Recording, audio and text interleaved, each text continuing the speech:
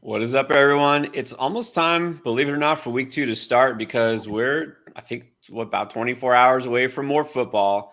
That's a good thing. So, we're here to break down what's going to go down, not just Thursday night, but also Sunday, all day.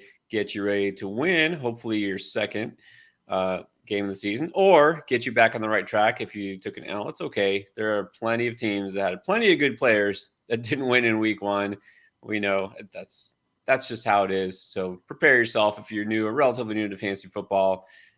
Guarantee that you'll have plenty of bad breaks along the way. We also are going to talk about maybe some waiver wire pickups if you still have waivers running, tonight, or just have guys just floating out there, or maybe some of the players you just picked up. We answered a ton of those questions last night. We'll still do that. Trade questions, of course, but I think the lead here is because it's Wednesday, teams are back out on the practice field again. Who might not play in week 2? So, I mean, Chris is kind of a surprising name unless you're really paying attention. I mean, we know that Joshua Kelly got a lot of run and did pretty well, but now we know there's a reason because Austin Ekeler is hurt. He's hurt, and it's not looking good for week 2 because you never want to overreact to Wednesday. I see people always freaking out, like, "Oh my gosh, like so and so didn't practice on Wednesday." It's like it's fine, it's Wednesday. But here's what worries me for Ekeler. Well, number one, I think he said something. He himself, Ekeler's a big fantasy football player, right? I think he himself said something like he's rehabbing it and doing the best he can, or something like that. Which that right there isn't like what you want to hear, but also they signed a running back off the practice squad today. That is usually a bad sign because that's a sign that they think they're going to need that guy on Sunday. So nothing's official yet. We don't know, but I would definitely, if you have Austin Ekeler, I would definitely be having a backup plan ready at the minimum. Yeah, and so I mean, we're going to try to give the best advice possible. If you ask if Eckler's going to play this weekend, no, we don't know. Like, there's no way we can even pretend to know that answer yet. But there are certain telltale signs, and like you said, like last week, will go in the weekend, but like Darren Waller's, jumps out to me. You remember we said, well, they didn't add any tight ends. They didn't call anybody up. Like, it was just him and Bellinger, I think, and that's one of those signs. When they do add a player, bring somebody up, they need an extra body. That's not good. So it doesn't guarantee anything. But like you said, what he said, something along those lines today wasn't encouraging. Let's put it that way. Look, and the fact that Joshua Kelly went for 91 yards on the same amount of carries as Austin Ekeler, I mean, maybe they looked at that like, okay, maybe we can get by a week. But this also, to me, kind of follows the theme with, the rookies who we expect to just dominate in week 1 and the veterans just kind of being eased into things.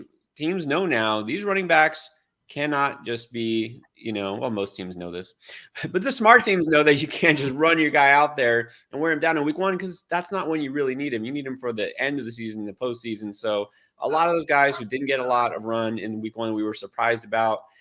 You're going to see them more involved, but I think that is a perfect segue to talk about Thursday night because one guy who basically didn't do anything and now might do a whole lot is DeAndre Swift. So Kenneth Gainwell has already been ruled out. Like, that's official. So I hope you didn't spend too much fab on him. Right. Oh man, what a trap if you drop fab on Kenneth Gainwell. Just flush it down the toilet. I mean, look, maybe he'll be back next week and it'll be okay, but I mean, look, if you went out there and dropped big money on Kenneth Gainwell, pretty brutal. But I think the big question here is, are we ready to trust DeAndre Swift now? Is this enough? Is this enough for us to trust DeAndre Swift? Because it's not a bad matchup against the Vikings, right? It's not like last week where they were playing the Patriots and we're like, look, this is a bad matchup. Even if he's the guy, you might not be happy with the results. This is a pretty good matchup against the Vikings. Do we trust Swift now that Gainwell has been ruled out? Do you trust Swift? I don't know if I do yet. Well, here's the thing. Number one, Gainwell is just not even playing, right? Right. Penny He's out. was, yeah, that's for sure. So Swift has to play. Penny was a scratch last week, not Swift. Penny was. And Boston Scott didn't get any more. We know what Boston Scott is, right? He's like the emergency in case you need somebody. But then Sirianni, who I would tend to just not take a coach's word. Like I said, some coaches you can believe, some coaches you can't. And we should have believed him when he said Gainwell was going to be the guy. Like he was the guy. Yeah. But then he said that there are going to be some games like last week where Swift, doesn't do very much. And he said there are going to be some games, I think he said like this week, where he's going to have to carry the load. Carry the load. Well, this team has always been a committee type of running back situation. Well, it wasn't last week, and now Gainwell's out. I think we could see DeAndre Swift 20-plus touches. And look, how many better matchups are you going to get than the Vikings defense? I don't think there's going to be that many. I'm putting Swift into my lineups everywhere I have him. And I said it. I tweeted this. I don't tweet that often, but I felt compelled. Your buy low window on DeAndre Swift is about 24 hours. That's it. Because people are still very skeptical, even though Gainwell's out, right? If you don't see it happen, if it hasn't happened, people are just like, whatever. So this is the time. I said, now look, he's going to have games like that where he does nothing. It's true. Even Gainwell's going to come back, but he also will have those boom games. I'll take that upside. I'm buying Swift. I'm starting Swift. I think he could. Maybe I'll get suckered, but look, I'm going to take the shot. I think he could have a huge game this week. Honestly, I really do. All right. The other thing then, we got the Vikings. We did spend up, hopefully, on some of those running backs that are playing. Joshua Kelly now looks like a very good ad if you didn't. I think we have to talk Puka again because there's so much talk. And there was even a trade in one of our leagues of Puka switching teams. I noticed that. But what's the word now? What do you feel like if he's still out there in some leagues? I mean, have you changed your tune at all? Do you think strong ad? Oh, I thought he was a strong ad the whole time. But I mean, like, I think in some of our, I didn't look, but I think in some of our leagues, he went for like 30% of people's fab. Like, I mean, look, maybe he'll be that guy. I liked Puka as a prospect. I didn't like, he wasn't one of my top prospects, but I thought he had traits that could translate to the NFL if given the opportunity. He's getting that opportunity now. The big question with Puka is, how long will he get that opportunity? Meaning, when does Cooper Kupp come back? Right? Again, if Kupp was out for the season, if they had come out and said, yeah, this is a season ender, he's not going to play the rest of the season, then yeah, drop 30% of your fab on Puka because the path is very clear. What happens if Kupp comes back week 5 and gets 15 targets like Puka just did? How are you going to feel about Puka? Even if Puka is good, and he's only getting 6 targets or 7 targets because Cooper Kupp's getting 15. So yeah, I still thought he was a strong ad, but I mean, again, it's week 1. People just love spending that fab in week 1. Like, they just love getting rid of it as quick as they can. They're like, just get this fab off my team as quick as they can. And then look, it's a long season. We're going to get to week 13. You're going to be fighting for a playoff spot. You're going to have $3 left. And that running back, who suddenly is a starting running back that you badly need, isn't going to be on your team because you have $3 left because you blew it all in weeks 1 through 3 because that's what most people do. So I still think Puka's a fine ad. And yeah, if he's somehow still on waivers, if he didn't get added, definitely grab him. But I mean, I'm still, again, Kupp probably is coming back at some point. Yeah, it's true. There's some people, they feel like getting that first big waiver wire pickup, it's like this huge advantage. And then it turns out half the time, if not more, to be a huge waste of money and time. But yeah, it's like it's burning a hole in their pocket. You can't spend that fab fast enough. But sometimes it pays off. Look, we'll see. Sure. We'll see what happens. But yeah, I always find it interesting to see how much people spent on certain players the day after. So this might be a good segue too, because you know what rhymes with Nacua is Tua. And if you do have Tua, you're glad. If you put Tua in your underdog pick'ems, you'll be very glad because that automatically gives you a chance to win $10,000. Is that right? $10,000? Yes. Just want to make sure we're seeing that right. That is correct. Okay. $10,000. Whether you win the pick'em or not. Okay. 10 lucky people. That's why it's called 100K Sunday, because 10 different people could win $10,000. All you have to do is use the Tua pick. Whether you get it right or not, it actually doesn't even matter. So combine that with any other picks that you like. And of course, they're always doing these promos. Yep. So if you're, interested at all in football and you like the idea of potentially winning money while making some wagers on football, check it out. Use promo code NGAME, and that gives you that deposit match up to $100, 100%. So check it out right there. There's a link. Link is in the description. Go to the App Store, download the app. Just make sure you use promo code NGAME so you get that deposit match. But yeah, let's see. Higher, lower. I don't even know what the number is. I'm just going to go higher. I'm just going to say higher. I think it's like let's see. It's 277.5 yards. Are you still going higher against New England? New England. I am. All right. That's a Tua fan right there. Hey, New England defense also, I will say they did lose. I think it was Peters, right? Is hurt. They had a couple of injuries. That's all I need. That's the confirmation bias I need. But anyways, again, take your pick. What higher or lower doesn't matter. Use that Tua pick, and that gets you an entry to win $10,000. That's this weekend. All right, let's get back to what we're here for. Also, is to, besides telling you the picks we like, is to help you with your questions. I think it's only appropriate we kind of pick up where we left off last night. Very last question we were helping Sabesan, and he's the very first super chat. Stafford, Hill, Ridley, Bijan, James Cook, Andrews, White, Pickens, and then the Dallas defense. Went with Pickens because they never had their QB, but today CJ and Young are available. Okay. Now, I don't remember all the details of his question from yesterday, to be honest. I think, was this the one where it's a super flex, but he was wondering whether he should start a quarterback like Ritter or something? I think it might be. I mean, I certainly like those guys more than Ritter. Better than Pickens in the super flex. Like if you're in a super flex league, are you going with Pickens or are you going, Bryce Young or CJ Stroud, I guess?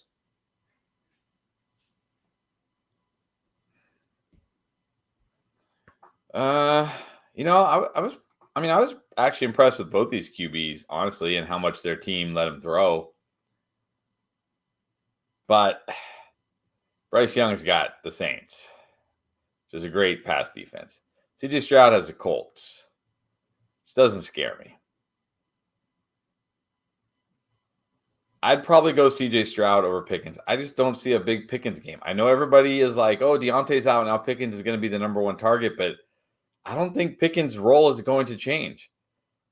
Like, I just think his role is his role. And now Allen Robinson, for some reason, Dusty Allen Robinson is going to be in the Deontay Johnson role. Not saying that I'm not running out to get Allen Robinson and put him in my lineup, by the way. But that's what it seemed like. At least that's what it seemed like on Sunday. Pickens' role didn't really change. It was Allen Robinson just slotting in for Deontay Johnson. So I don't feel a big Pickens game. I think I would go CJ Stroud. I like that matchup against the Colts. He threw the ball a ton. I'll probably throw it a ton again. I'll go with CJ Stroud.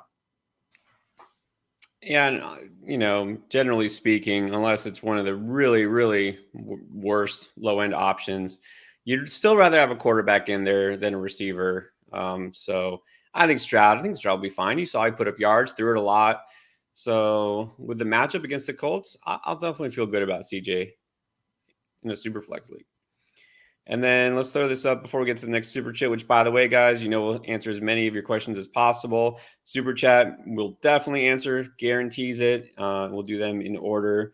We'll do some others as well. But talk about Swift. Do you think this feels like a buy low for him? Khalil Herbert. Yeah, I think it's worth it for Khalil Herbert. I mean, it didn't look like it was Khalil Herbert's complete backfield. I mean, I still think he's the lead right now, but I could definitely see Rashawn Johnson eventually carving out a pretty big role. So I think long-term, I'd rather gamble on Swift than Herbert. So, yeah. I'm definitely doing that. A lot more upside, especially we saw Rashawn Johnson. I liked him before the season. He got involved a lot earlier than I thought he would, and he looked pretty good. So, yeah, definitely give me a chance on Swift.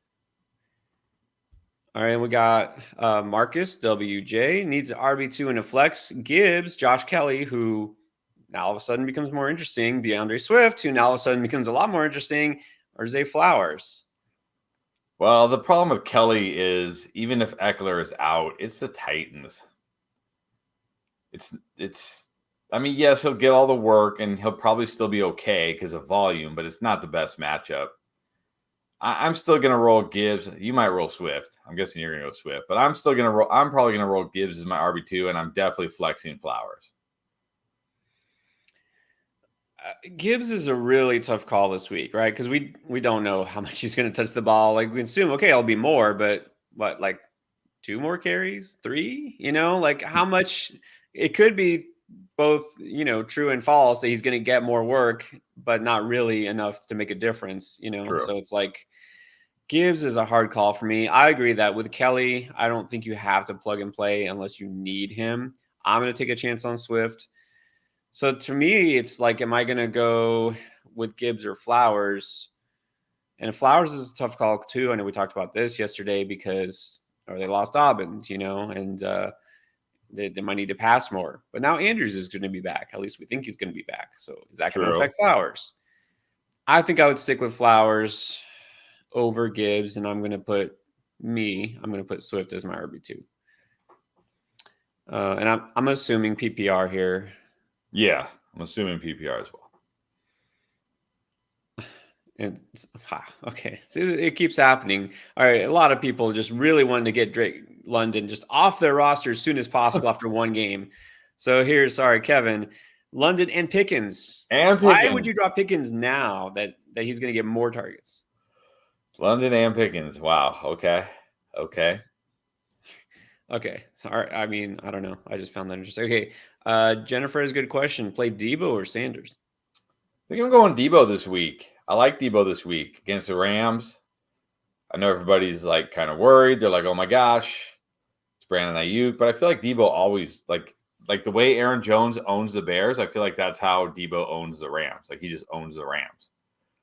Maybe I'm wrong, but I feel that way. And Sanders, not a great matchup this week. Going against that Saints defense. You can't feel great about that. So I'm going to go Debo. I'm generally going Debo here anyways, but It's not like Sanders has a great matchup. So, yeah, I'm going to go Debo. I was feeling Purdy this week. I like the Purdy. I took him. What was his line? It was something really low. It was like 217 yards. 214, yeah, 217. Something really low on Underdog. I went higher. I'm smashing that. So, yeah, I like Debo. Joe Castles. What's up, Joe? What's up, Joe? How you feel about Shane? If that was another one. I forgot about that one. I mean, Mostert's just questionable, and we don't know there. But let's just assume. What if Mostert doesn't play? Do you all of a sudden get interested in Shane, or too soon? Too soon. I mean, we're talking about a guy who wasn't even active last week, and he was healthy. He was a healthy scratch. Right. It's probably just going to be like Salvin Ahmed with some Chris Brooks mixed in, and then Shane will be out there situationally. Yeah, not ready to do it. Not to mention it's on the road against New England. Like, right. Yeah, I'm good.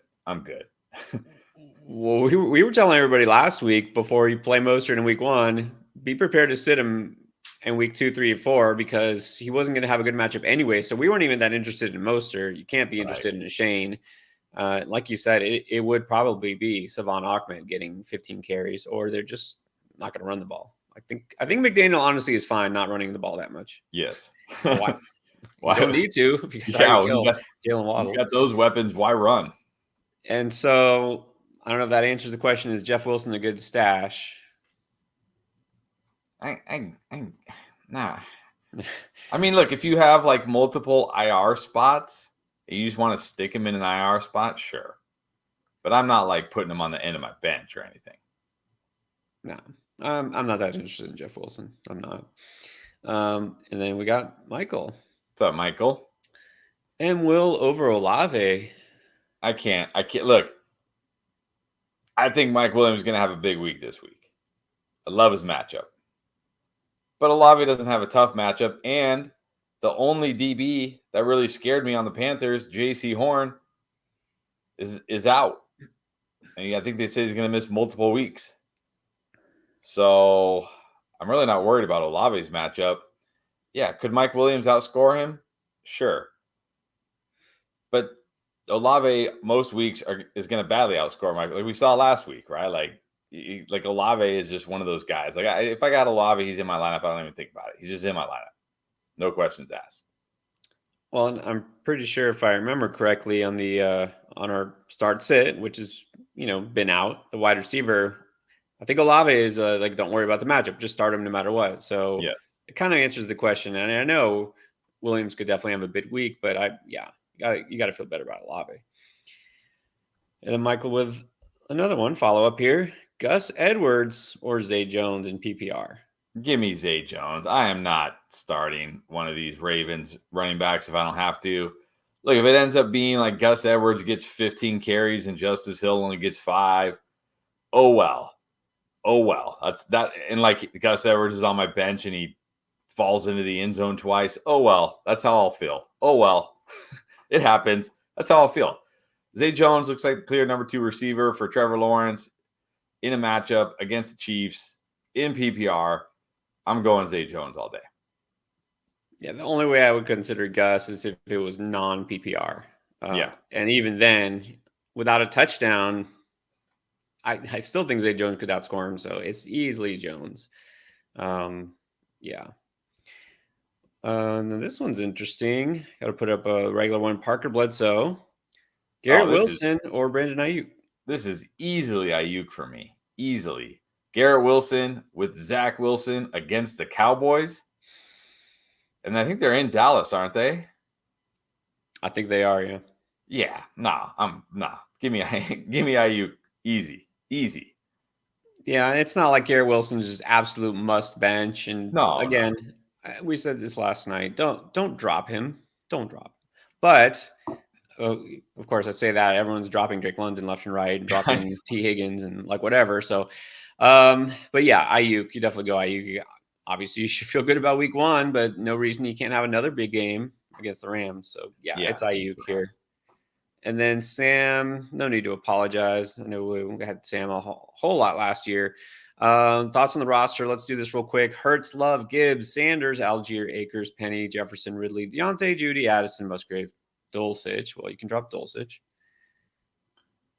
Yeah, and if this is super flex, you can get rid of Love. I mean, if this isn't super flex, you can get rid of Love. Gibbs, Sanders, Algier, Akers, Penny. Running backs a little light, but look, it's crazy. It's like week 2, and I already feel like the running back landscape is horrible. Like it's week 2, and I'm already like, this is horrible. It is. Jefferson, Ridley, Deontay, Judy. You're good at wide receiver. I like your wide receivers. Dulcich, you can drop Dulcich. He's probably going to miss some games. Yeah, you can definitely drop Dulcich. Pick up somebody else. I mean, yeah, I like your wide receivers. You got a good QB. Running back is going to be an issue, but look, running back's an issue for a lot of teams right now. Already in week 2, and we're already struggling at the running back position. And some of these guys will bounce back. And like, I'm not going to, start professing my love for Cam Akers again, because I think he's not as bad as he looked last week. And I think also, you remember last year, granted, he was recovering from Achilles injury, but in the beginning of the year, he looked horrible too. And people dropped him all over the place. And remember how he finished. It might just take him some time to get going.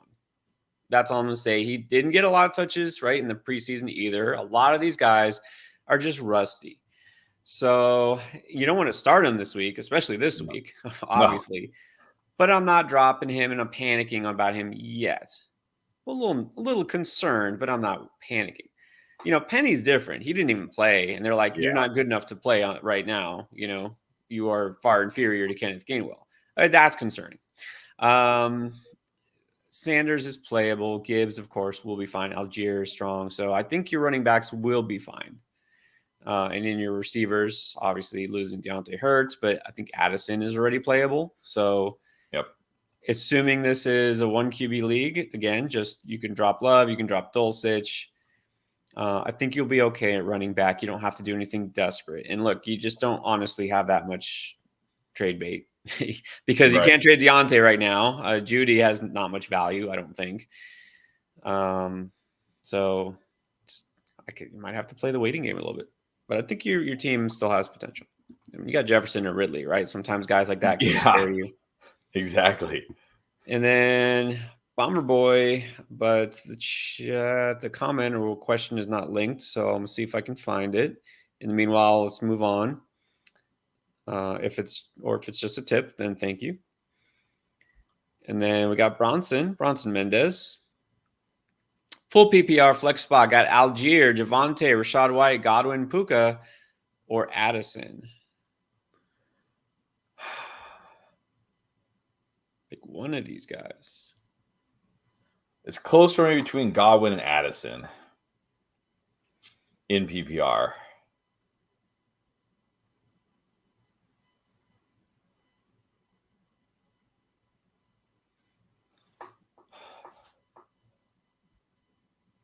Man. Yeah, it's really close between those two guys for me. I might lead Godwin slightly just because of the matchup, but I do worry that it might be another good Mike Evans week, which might mean it's just an okay Godwin week.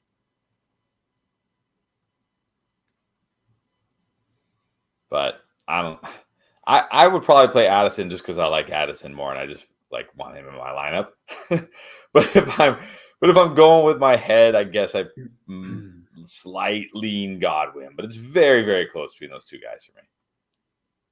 Yeah, I have no interest in Javonte this week. No. Puka, like I said, bad matchup, too soon. Rashad White, not when you have a better, in full PPR, prefer the receiver with a better upside. Algier, not over these guys. So one of my picks, if you'll see the video, when we talk about our booms or guys who could go off, I picked Addison.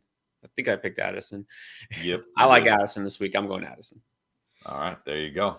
Ben Helms with the full PPR team. Fields, Adams, Ridley, Bijan, Mixon, Higbee, DJ Moore.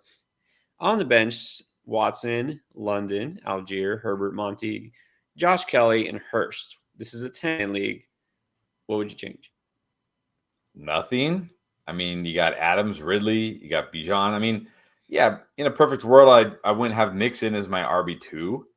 But you got Algier, you got Herbert, you got Monty, you got Kelly. You're good.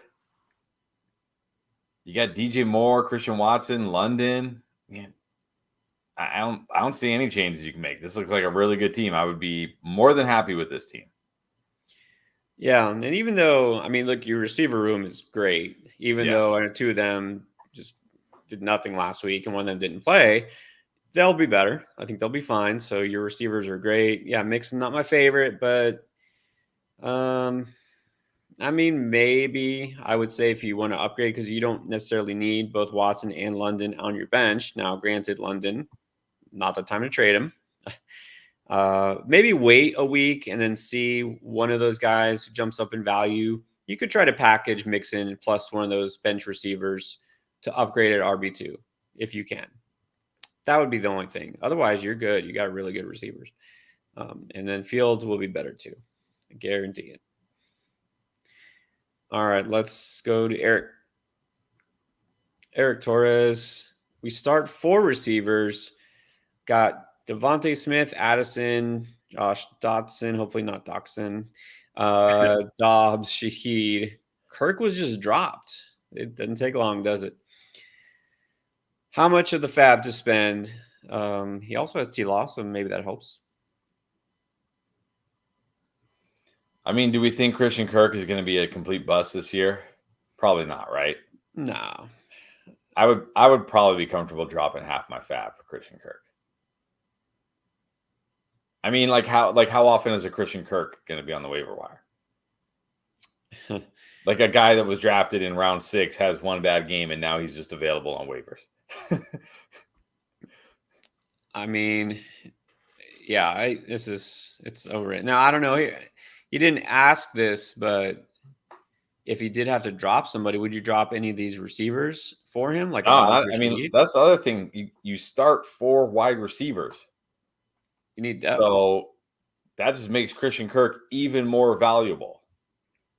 You start 4 wide receivers. So yeah, I would definitely drop half my fab for Christian Kirk. Yeah, and then if you start 4 receivers, you don't want to. I wouldn't want to drop any of those receivers. So hopefully you have somebody else you can drop, or you don't need to drop somebody. Yeah, I might Well, he go a only has third. I don't know if I would go half my fab, but I think you definitely need to be aggressive because he's going to pay off at some point. he only has 5 wide receivers in a 4 wide receiver league. What happens if Dobbs' hamstring acts up again? Yeah. Well, I mean, it's true because you don't know if somebody else outbids you, and then you might be kicking yourself later. I think you will be. Yeah. All right. Well, there you go. Be aggressive. Definitely be aggressive. Definitely be aggressive. Rick Styles. Oh, appreciate that. Let's see. That means no more pressure to get it right now. Oh man, a lot of pressure. Okay.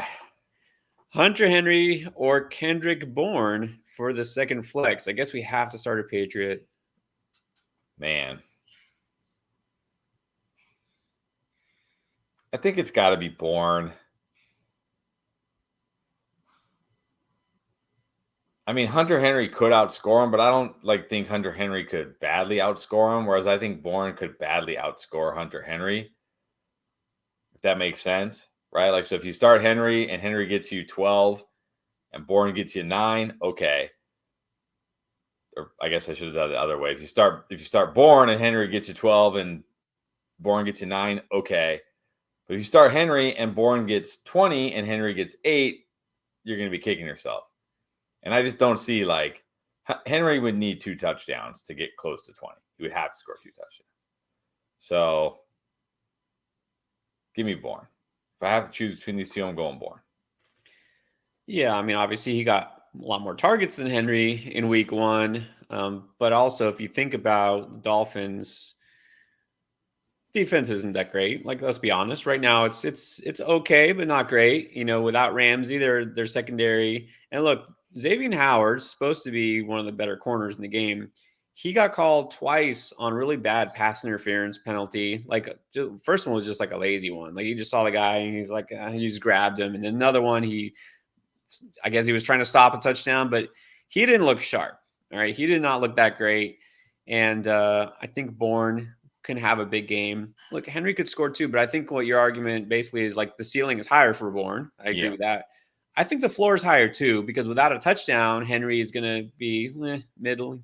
I think Bourne, just on the strength of targets and reception volume, should also be a little bit safer. So I think you got to go Bourne. All right. And I promise I'm not just picking out the ones that make us look good, but this stuck out. Dan, we know Dan. Dan's always with us. What's up, Dan? Thank you. Pick 2 RBs, 2 receivers, and a flex non-PPR. I'd like to get to the non-PPR questions too. So we got Brees. We got Mostert, who is now questionable. Etienne, Rashad, Garrett, Calvin, which Calvin Austin?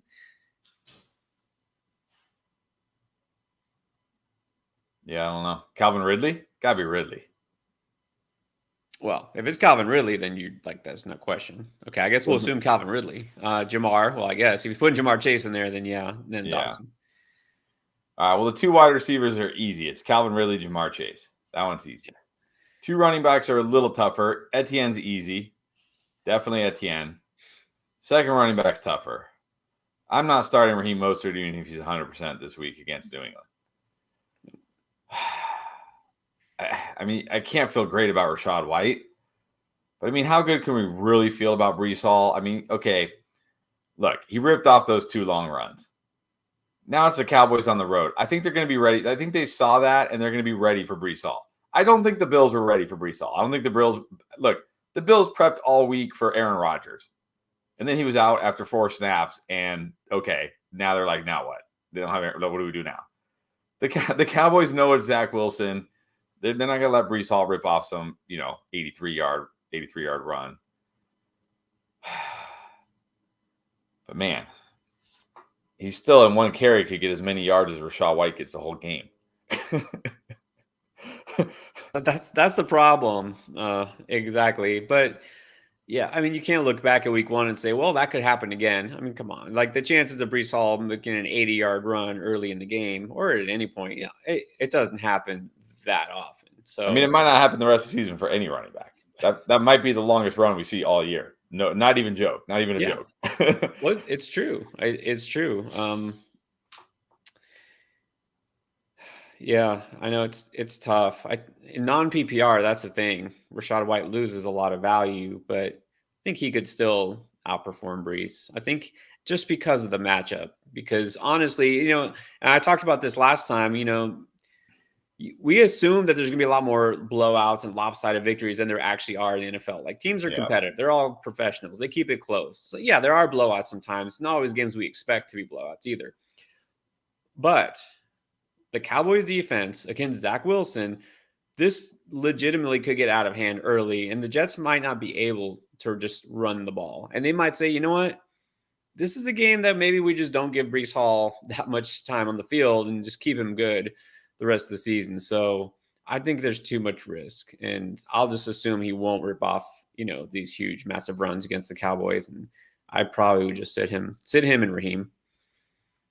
Yeah, okay. I guess go Rachaad at RB2. So then are we flexing Garrett Wilson, I guess, in standard scoring? Ugh. Against the Cowboys? Ugh. Can we flex Dotson against the Broncos in standard scoring? Ugh. Well, I mean, Exactly. I was going to say, using the logic, okay, so like last week against the Broncos, Devontae Adams, right, getting Surtain and getting coverage, and then Jacoby Myers kind of went off. If Terry McLaurin is the one who gets most of the coverage, maybe Dotson has a bigger path. But Dotson's not really a mainly slot guy like Myers is, Right. But Myers didn't move around. So, anyways, long story short, I'll just say Garrett Wilson.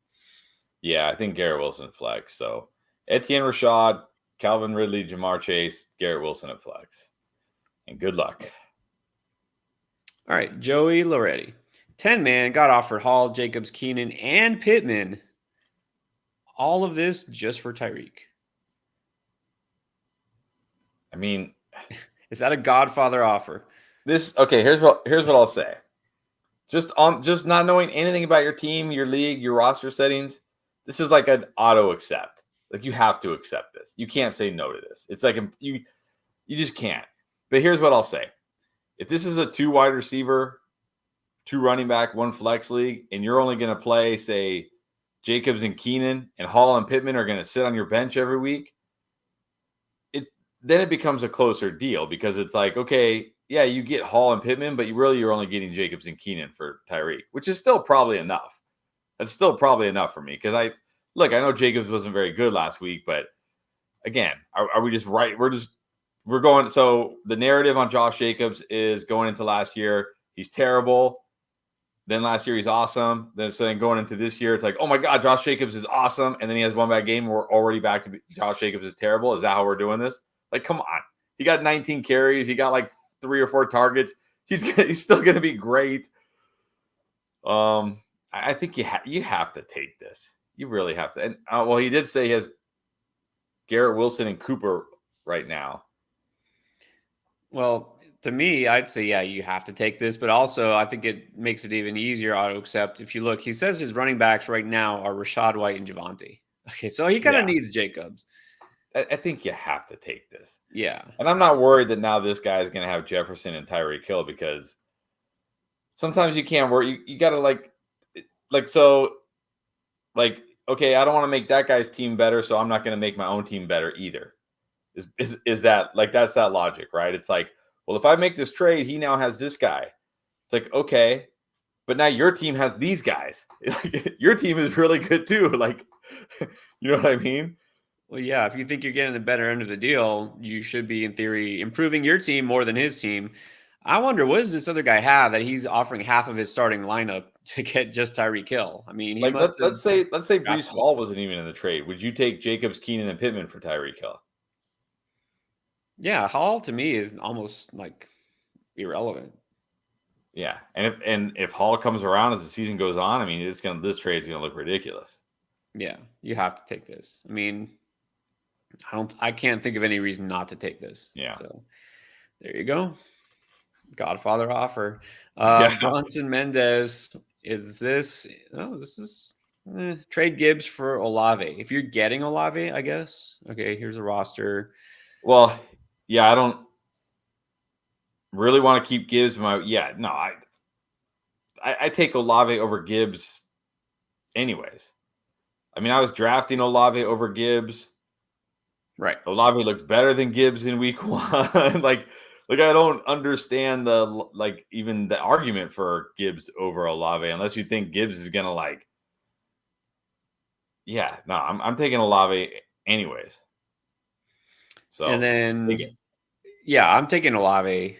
And then also looking, he's saying his wide receivers suck. Then no, I wouldn't go that far, but But Olave makes him a lot better. Like Diggs, Yeah. Olave, Godwin, Addison is a lot better than Diggs, Godwin, Addison, Sutton.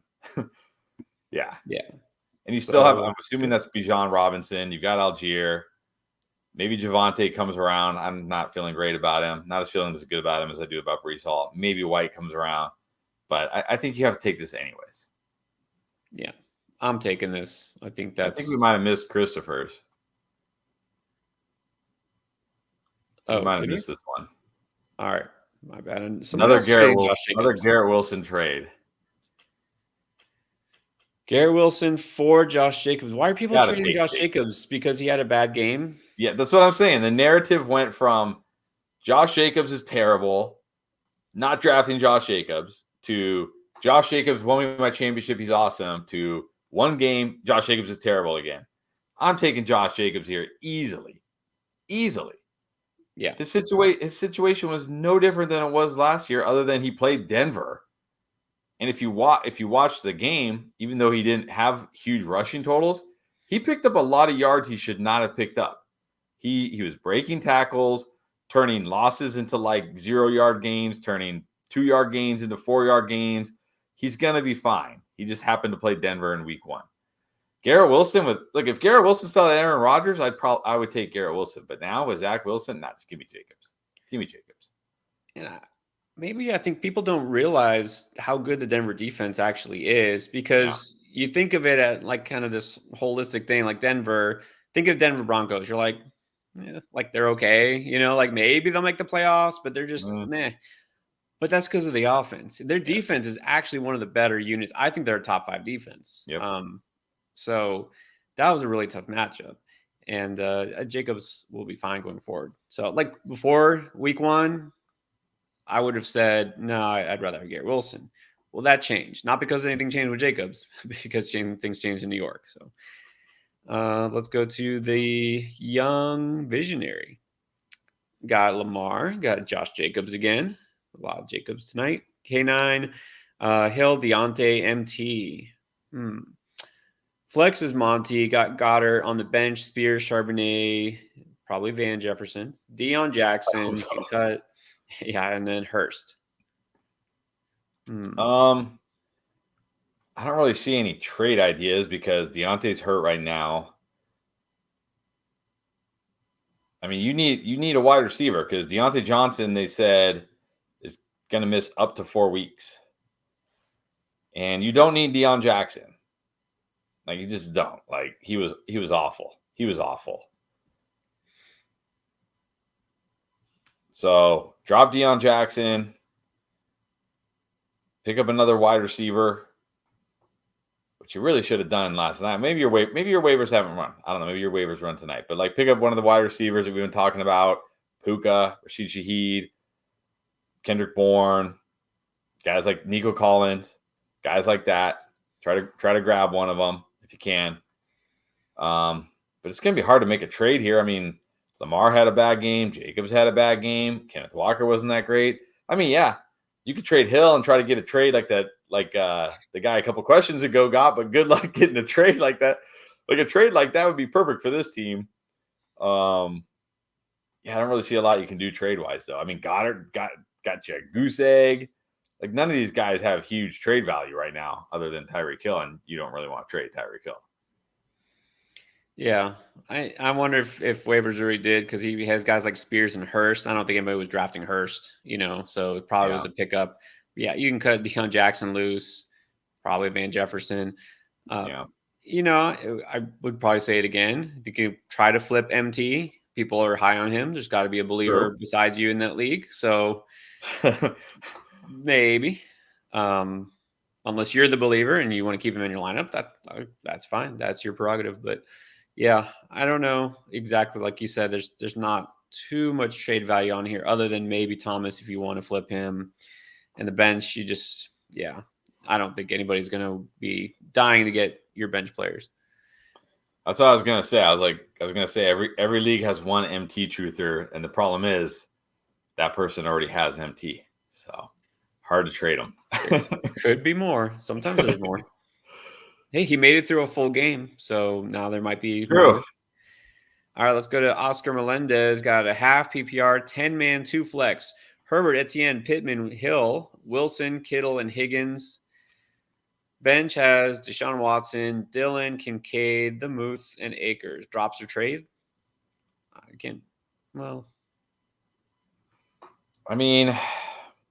Yeah, actually, I just realized there's 3 tight ends here. I mean, you can drop Kincaid, like easily can drop Kincaid. You got Kittle and Freiermuth. Yeah, you can drop Kincaid. I'm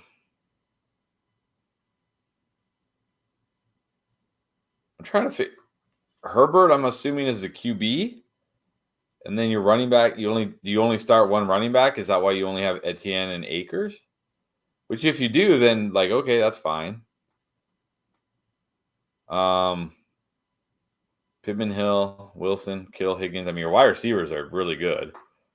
Although it looked a lot better before Aaron Rodgers got hurt, but he's still good. I mean, Tyreek Hill, Michael Pittman, T. Higgins, that's great. I mean, maybe you could try to. I mean, Freiermuth caught a touchdown, but he didn't do a whole lot outside of that. So I don't know if people are super excited about Freiermuth right now. Kittle probably still has some trade value, even though he didn't have a good game. I think Kittle might be the guy I'm trying to trade here because I feel like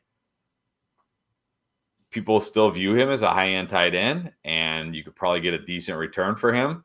And then I would just be fine rolling with Freiermuth every week. Yeah, I agree with that. Kittle might fetch you an upgrade somewhere. So, I mean, probably running back. He must. I mean, like you said, maybe just starts one running back, in which case you don't need a ton on your bench. But yeah, drop Kincaid for sure. What do you think about, did you say about dropping Deshaun, or just hold on to him? Well, I don't really want to drop Deshaun Watson. I mean, maybe you can package Kittle and Watson to a team that needs a quarterback and a tight end. Yeah.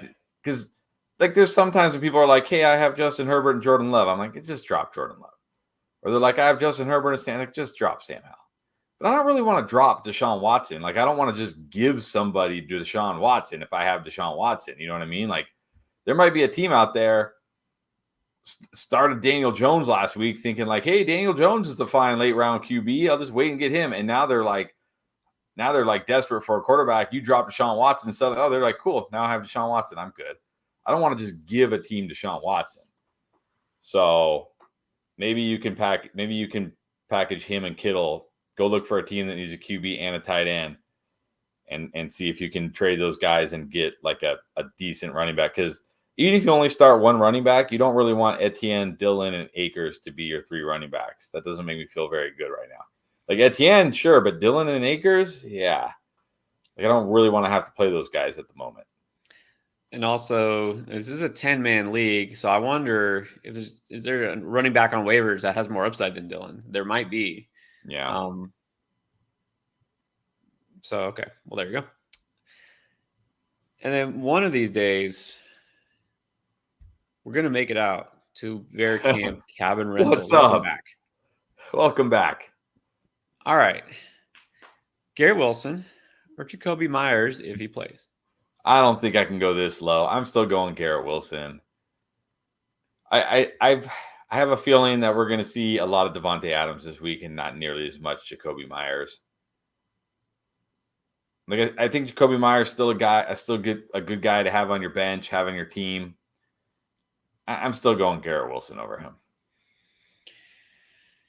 Yeah, and it's not like, well, I mean, it was supposed to be a tough matchup last week for the Raiders, but still, at this point, I don't know that we can just assume Myers will get that kind of target share. But also, he's going to be very iffy. So Yeah. keep Garrett Wilson in there. I agree. He at least does have some touchdown upside. Spice, any recommendations? Got 12-team PPR league. Have Hurt, Ekeler, Jacobs, Khalil Herbert, Justice Hill, and Warren, Moore, Deontay, Drake London, Sutton, Elijah Moore, Puka, Gabe, Kittle. And then let's do this, I guess. Who to start for 2 receivers and a flex this week? My recommendation would be go get some wide receivers. Who's more? DJ Moore, probably. I'm assuming that's his first receiver. Yeah, DJ Moore, Deontay Johnson, Drake London, Sutton. I mean, even if Drake London plays the way we expect him to play, he's not a wide receiver one. I don't think any of us. I mean, we were high on DJ Moore, but I don't think we expected DJ Moore to be a wide receiver one this year. Deontay's not a wide receiver. Like, you do not have a wide receiver one. You have 2 great running backs with Ekeler and Jacobs, assuming Ekeler plays, of course. But man, those wide receivers are dicey. But I don't really know what you do. Like, you don't really want to trade Ekeler. Jacobs, apparently nobody likes Jacobs anymore after one game. He's a bum. He's a bum now. So yeah, I don't know, but you definitely need a wide receiver one. For the 2 wide receivers, I mean, I'm still going DJ Moore.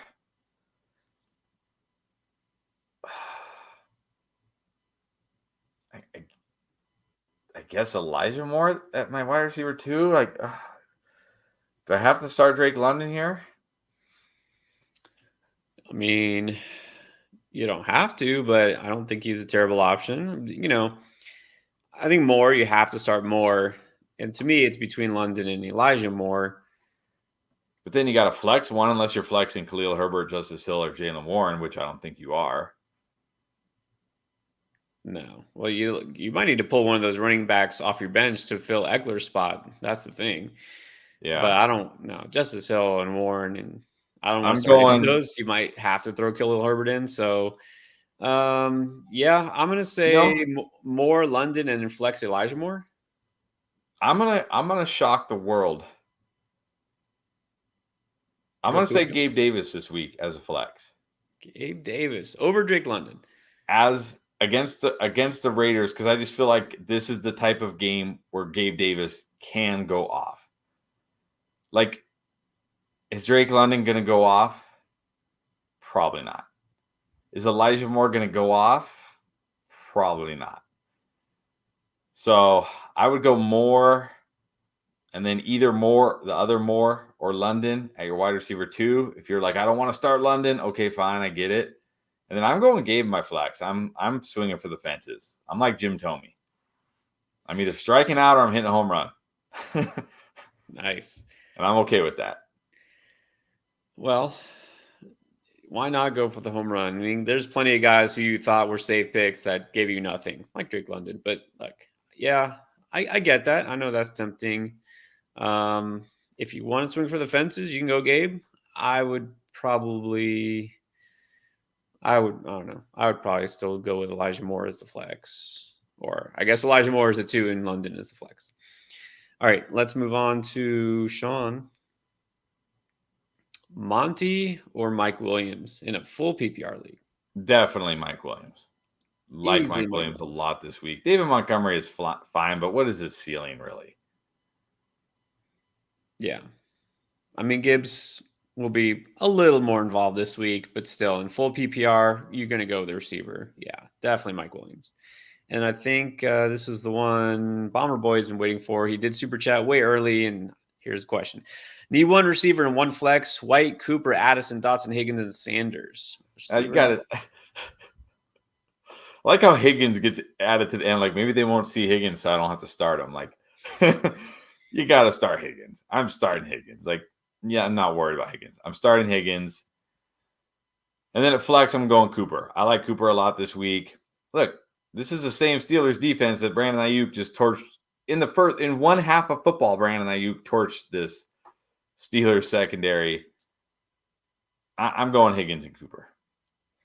Yeah, those guys are close to must-start territory. I know they both disappointed you last week, but not feeling a big game for Dotson. Addison, I'd like this week, but I'm not going to say he's going to be better than Cooper. So, yeah, Cooper Higgins. All right, and then we got Colton Spencer. Thank you very much. We got 10-man PPR, Hurts, Aaron Jones, Pierce, Mike Williams, Garrett Wilson, Ingram, and Puka. And then there's the bench, which means Puka's starting. This is a 10-man league. Just want to clarify. All right. Gainwell, Pacheco, Javonte, Cooks, Dotson, Pickens, and Cup.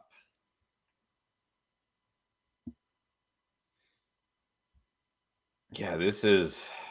I hope you drafted this team before Cup went on IR.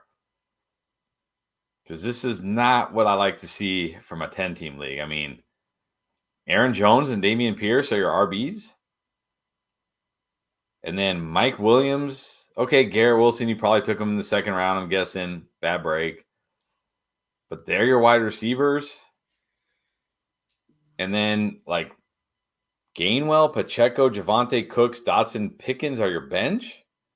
Like, I'd be very curious to see this draft. Like, I'd be very curious to see where you picked certain guys because I'm having trouble. Like, look, okay, I'm going to assume you drafted this team like maybe middle of August before Cup had the whole hamstring setback thing. And you went Cup in the first, Wilson in the second, Hurts in the third.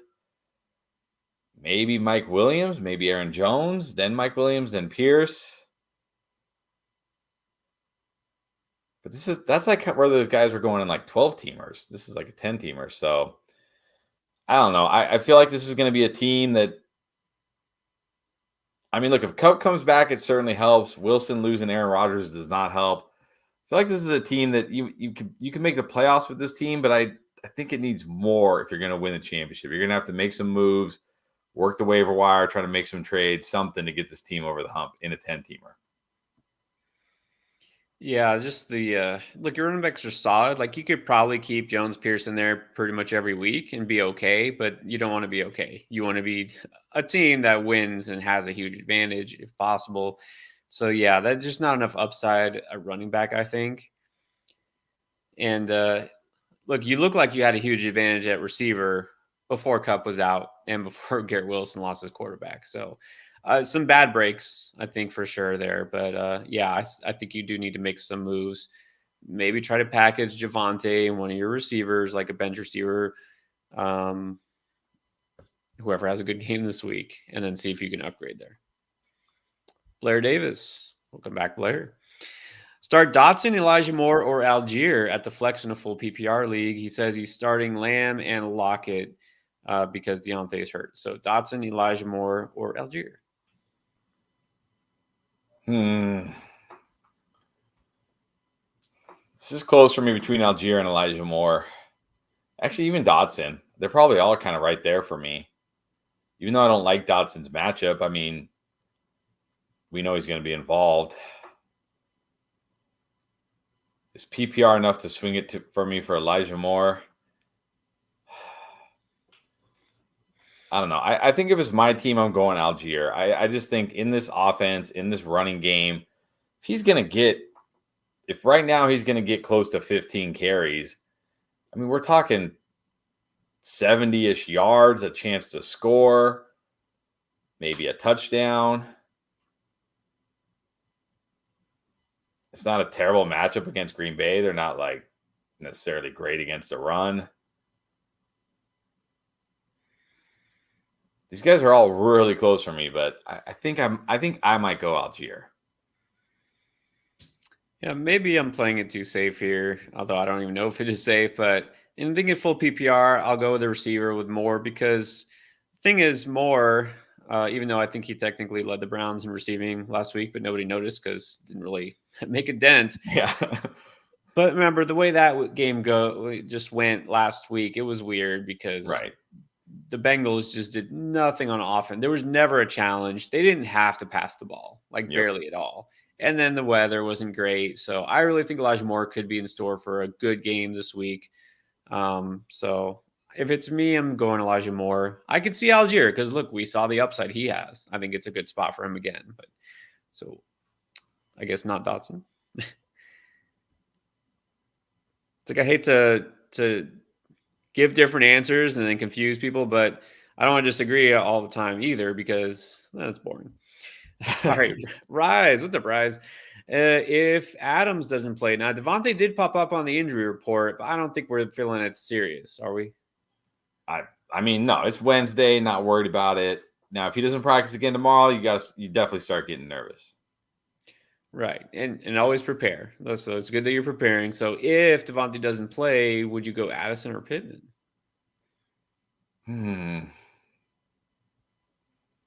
This is close for me too.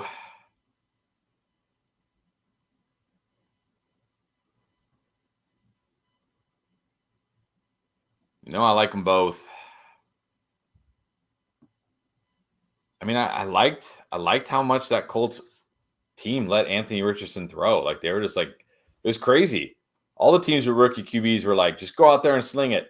Just get out there and sling it. Which is awesome, right? It's like they're not like, hey, we're gonna run the ball 40 times. Like, no, get out there and sling it. Throw it all, just throw it. Who cares? Whatever happens, happens. So you got to be encouraged by that. But we also know the Vikings will sling it all over the field too. But Addison does have Jefferson, Pittman doesn't. I probably go slightly towards Pittman. Yeah, it's just so funny how different things are. People who remember football, before this decade, rookie quarterbacks didn't used to even get on the field their rookie year. They had to sit and wait and learn, like, wait till you're ready.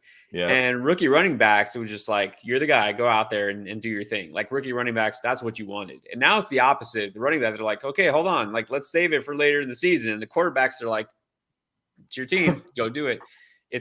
I still have to adjust my thinking sometimes. But anyways, I think you got to feel pretty good about Addison. I think he'll get some targets, of course, and that Philly defense is kind of banged up. I think he's a nice sneaky play this week. But Pittman's the number one guy, right? He's the number one receiver, and Addison never will be as long as Jefferson is healthy. So I go Pittman because it's Houston, right? He's playing Houston. Yeah. I'll go Pittman. And then did drop the super chat earlier. So here's his question. 10-team, full PPR. Hurts, Bijan, Algier, James Cook, Monty, Hill, Higgins, K. Allen, Need, 2, 2, and 1. So I think we can say Bijan, who's number 2. Yeah, this is close actually for me between Algier and James Cook. I like James Cook a lot this week. I like the usage he got last week. Obviously didn't have good results, but that was the Jets. That's why we told you don't play James Cook this week. But now he gets the Raiders. That should not scare you at all. So I might go James Cook over Algier. I think I'm going to go Bijan James Cook. I mean, I know he crushed you last week, but I'm still going Higgins. You're obviously playing Tyreek Hill. You'd have to be like, I don't even know what the word is to like not be playing Tyreek Hill this week. And then I'm going to flex Keenan Allen. You got to like against Tennessee, like Keenan Allen, Mike Williams, look what the Saints just did to Tennessee. Chris Olave, 8 for 112. Rashid Shaheed, 5 for 69.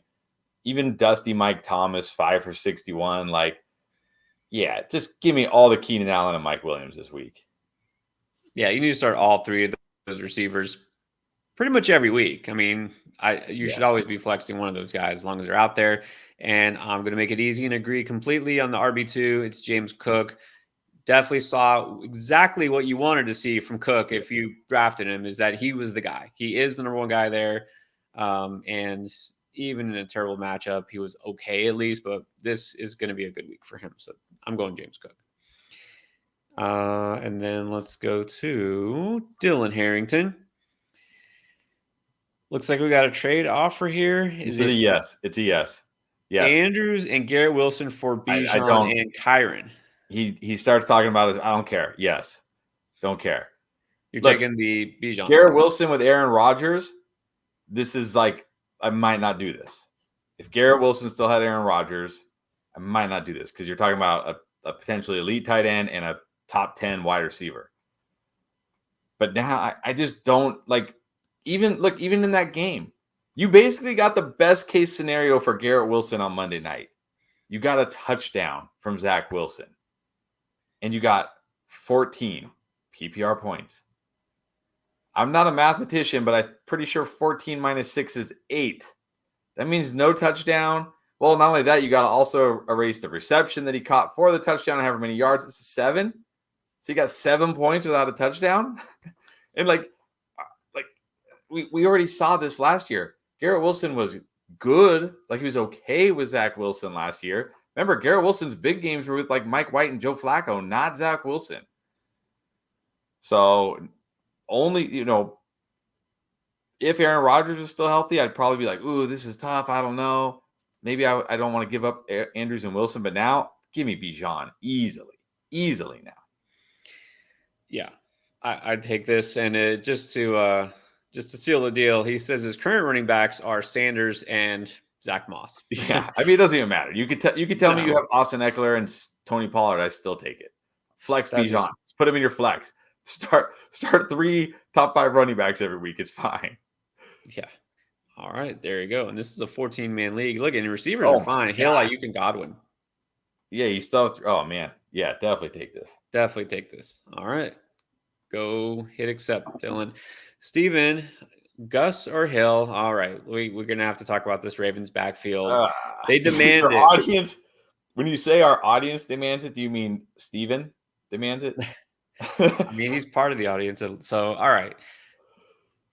Here's when you look at these two guys as runners, Gus Edwards, I think Gus Edwards is a good runner.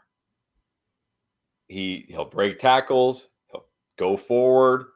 If you give the ball to Gus Edwards, he's not gonna dance around in the backfield and lose 5 yards for you, right? He's gonna go forward. He's probably, even though he didn't get it last week, which is weird, he's probably gonna get the goal line work. Justice Hill, speedster, right? Can hit the big plays. But prior to last week, he'd only had 49 carries, I think, or maybe 80 I don't know, or 100 carries in 40 games. I don't know what it was. Yeah, my choice is neither. That's my choice. It's neither.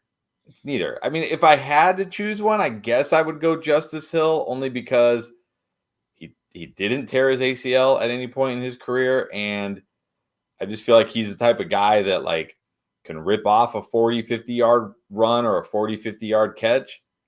So if I had to choose, I would choose Justice Hill, but I don't really want either.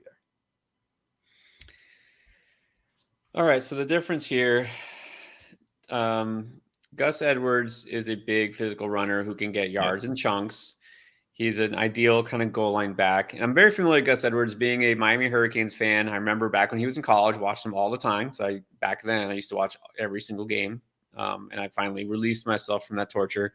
But although I did watch them win over A&M. Did y'all see that game on Saturday? But anyways, Gus Edwards is a good runner. He's a big guy. He's not a pass catcher. He's just not. And he won't catch passes in this offense. Almost guarantee it.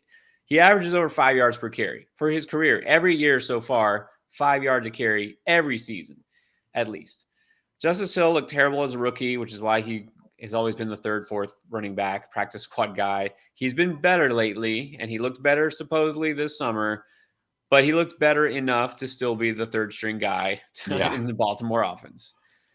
Who's going to catch passes? Justice Hill. Who's going to score more touchdowns? Gus Edwards. Who's going to get the most touches? Neither and both. It's going to be 50-50, and then Melvin Gordon's going to come in and make us all really regret watching football when he goes for 1 yard a carry, for 5 times and goes back to the bench. So,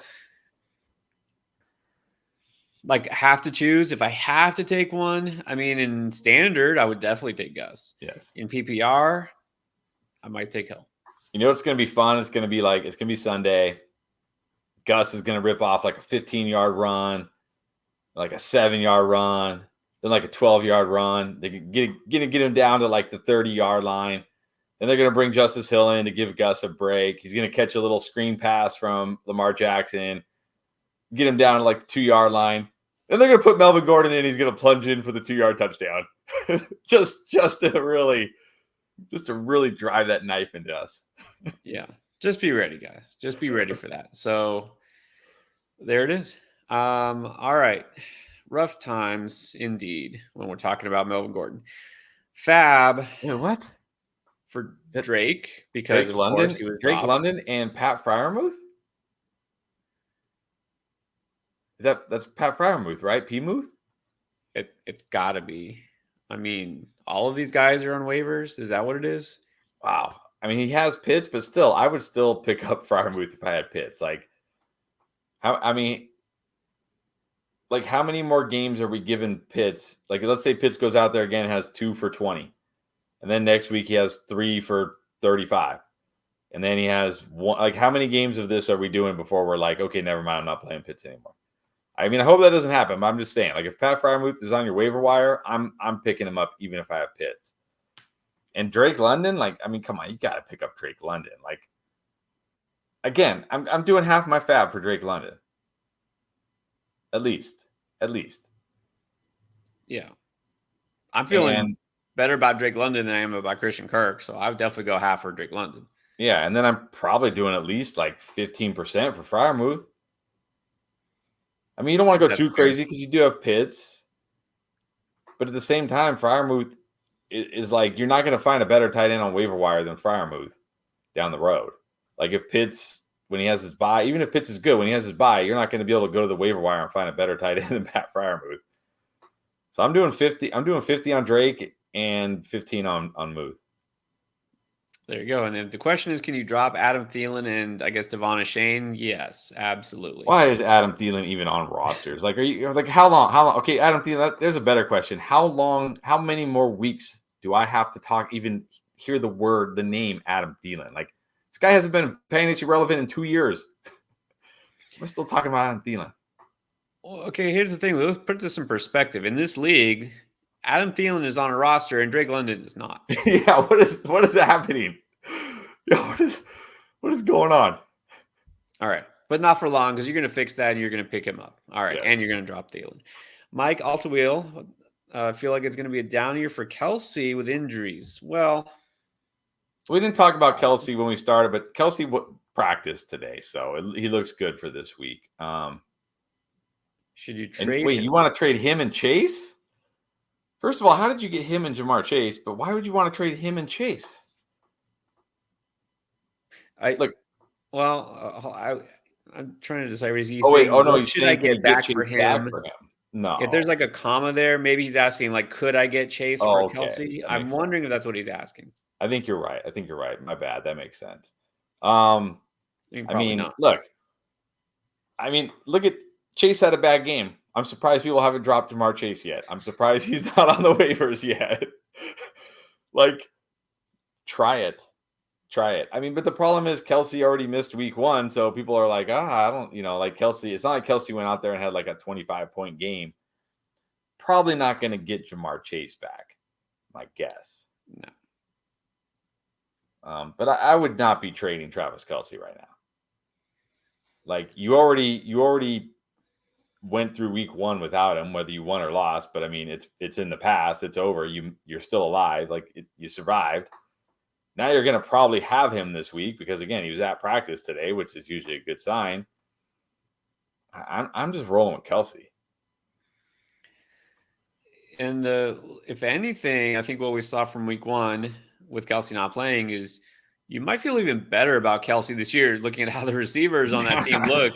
I think right. He's going to be Pat Mahomes is going to be thrilled to have Kelsey back. So I don't know. I'm not worried about him. I think I feel even better about having Kelsey. Kelsey might get 20 targets. Yeah.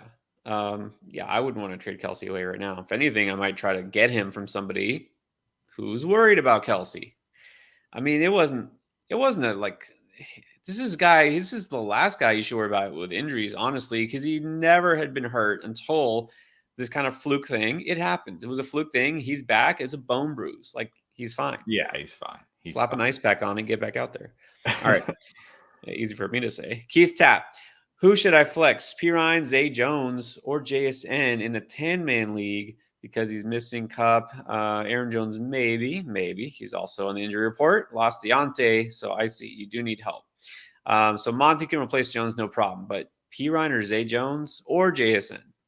I'm going Zay Jones again. Like the worries I had for Pirine came true in week 1. Like, I didn't watch a lot of that Broncos game because why would you watch a lot of that Broncos game? But I saw enough to know Javonte is nowhere near close. And that Pirine looks much better than Javonte right now. Like, you just watch him run and it's like 2 different speeds. And Pirine is not like a burner. That's not his thing. Like, this isn't like, Devon Shane out there. It's like, well, yeah, he's fast. It's like, no. Like, Pirine looked like he was running. Like, Javonte looked like a guy coming off a serious knee injury. And I like Javonte. I'm not like ripping on Javonte. That's just being honest. But that didn't change the fact that Javonte Williams had 17 touches. And that was my worry. Was that Sean Payton would just, even though he's out there doing nothing, right? 57 yards on 17 touches, that Sean Payton would still just continue to give him the ball. And that's looks like what it's going to be. So you can't start Pirine. I'm not ready to start JSN yet. I mean, even if Lockett misses, I don't know if I feel good enough about him. Just give me Zay Jones here. He looks like the number 2 wide receiver. And even if Kirk plays more this week, it's the Chiefs. They're going to throw a lot. There's going to be opportunities for Zay Jones. Give me Zay Jones. Yep, Zay Jones. This is why Christian Kirk did nothing last week, because Zay Jones was out there when Kirk was on the bench in those 2 receiver sets. And Zay Jones, of course, got those targets. Yeah, I'm going Zay Jones just because JSN is just not ready yet. Like I said, it's going to take some time. Pedro Nevarez, welcome back. Rate my lineup, 10 teams. Hurts, McCaffrey, nice. Connor, Wilson, Devontae Smith, Hawkinson, and James Cook at the flex. Bench has Brian Robinson, Puka, Gus, Dobbs, and Watson. Somebody was busy this week. I mean, it's a good team. It obviously looked a lot better when Garrett Wilson had Aaron Rodgers, but I mean, nothing you could do about that. You still have Christian Watson on the bench. I mean,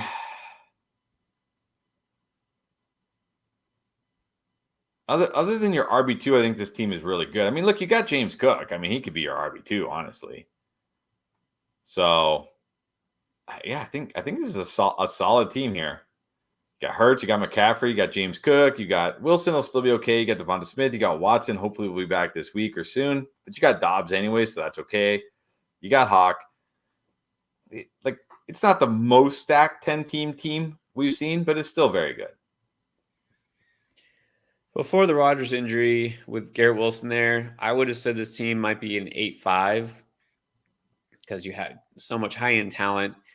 It drops a little bit now, but you did make some good moves on waiver wire. You got Christian Watson just ready to throw in there. Like you said, you put Cook maybe at RB2, flex Watson.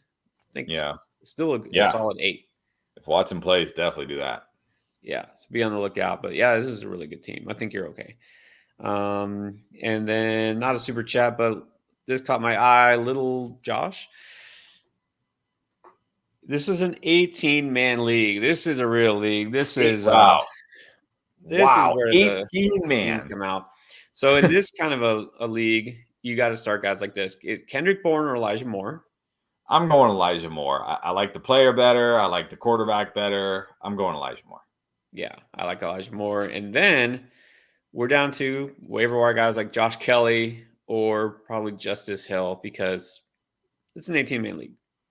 Well, I mean, if Ekeler's out, even though it's Tennessee, I'm still going Kelly. He's likely going to get all the work or most of the work. I'm sure Spiller will have a role, but look, they obviously don't trust Spiller very much right now.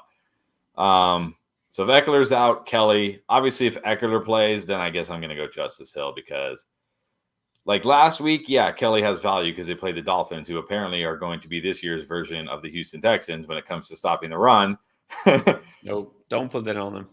But this is Tennessee, who even last week with Derek Carr torching them, Jamal Williams did nothing on the ground. The Saints did nothing on the ground. Like this is a great run defense. So Kelly, if Ekeler is out, otherwise Hill. Exactly. If Eckler's out, it has to be Kelly. If not, go Hill. And by the way, guys, we are catching up on the super chats. We're definitely running behind, and I mean definitely behind. So bear with us. If you did drop a super chat, we're getting to it. Let's go ahead and catch up. Go to Oscar Melendez. Got 3 tight ends: Kittle, Fryermuth, or Kincaid. Who's droppable? Kincaid.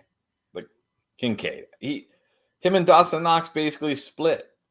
Like at least like the other rookie tight ends, like Laporta looks like the main tight end in Detroit. Musgrave looks like the main tight end in Green Bay. Kincaid and Dawson Knox, like I think they got like similar numbers last night or Monday night, I guess. So definitely Kincaid. It's definitely Kincaid. You don't want to drop either of the first two. No. Kincaid, I mean, you definitely don't need 3 tight ends probably ever. But definitely in this case, drop Kincaid. 4th and 14. Thank you. And then the question is 1 QB league, 12 team, full PPR. Got Josh Allen, St. Brown, Pittman, Zay Jones, Damian Pierce, Algier, Hawkinson, and a flex. So I guess we're picking one of these guys for a flex. Boyd, P. Ryan, Rondell Moore, Rashawn Johnson, and Gus Edwards. I'm just gonna say I hope this team maybe either has like Jonathan Taylor or Cup like stashed on IR, or that maybe you had J.K. Dobbins or some players that you had to drop. Yeah, it's a rough bench. Man, I guess in this case I'll flex Gus Edwards. I know Rashawn looked great last week, and I do think Rashawn will be good. But when you really look at it, Rashawn did not even see the field until it was a blowout. Like he was not. It was Herbert and Foreman getting all the run early, and then they were getting blown out late, and they just said, "Okay, put him out there." And he looked great. Like he looked great, and I think he will eventually take on a bigger role. So I guess if you think Tampa Bay can blow the Bears out, like if you think Baker Mayfield and Tampa Bay can blow them out, I have my doubts. Then I don't know if we see a lot of Rashawn this week. I'll just bank on Gus Edwards falling into the end zone or something. I guess Gus Edwards. I mean, I have no interest in Boyd at all anymore. I've never been interested in Rondell Moore. Rashawn Johnson, like you said, interesting, got more touches, but maybe it was because of the way that game went. So Rashawn Johnson, I don't want to have to start him. I mean, I don't really want to have to start any of these guys, to be honest. But at least give me the guy who could score a touchdown. So I'm going to agree with you, Gus Edwards. And then we got Travis Gary. How do you guys feel about a commissioner posting fab transactions every Wednesday in the league group chat so everyone can see the bids? Do I really have feelings on this? I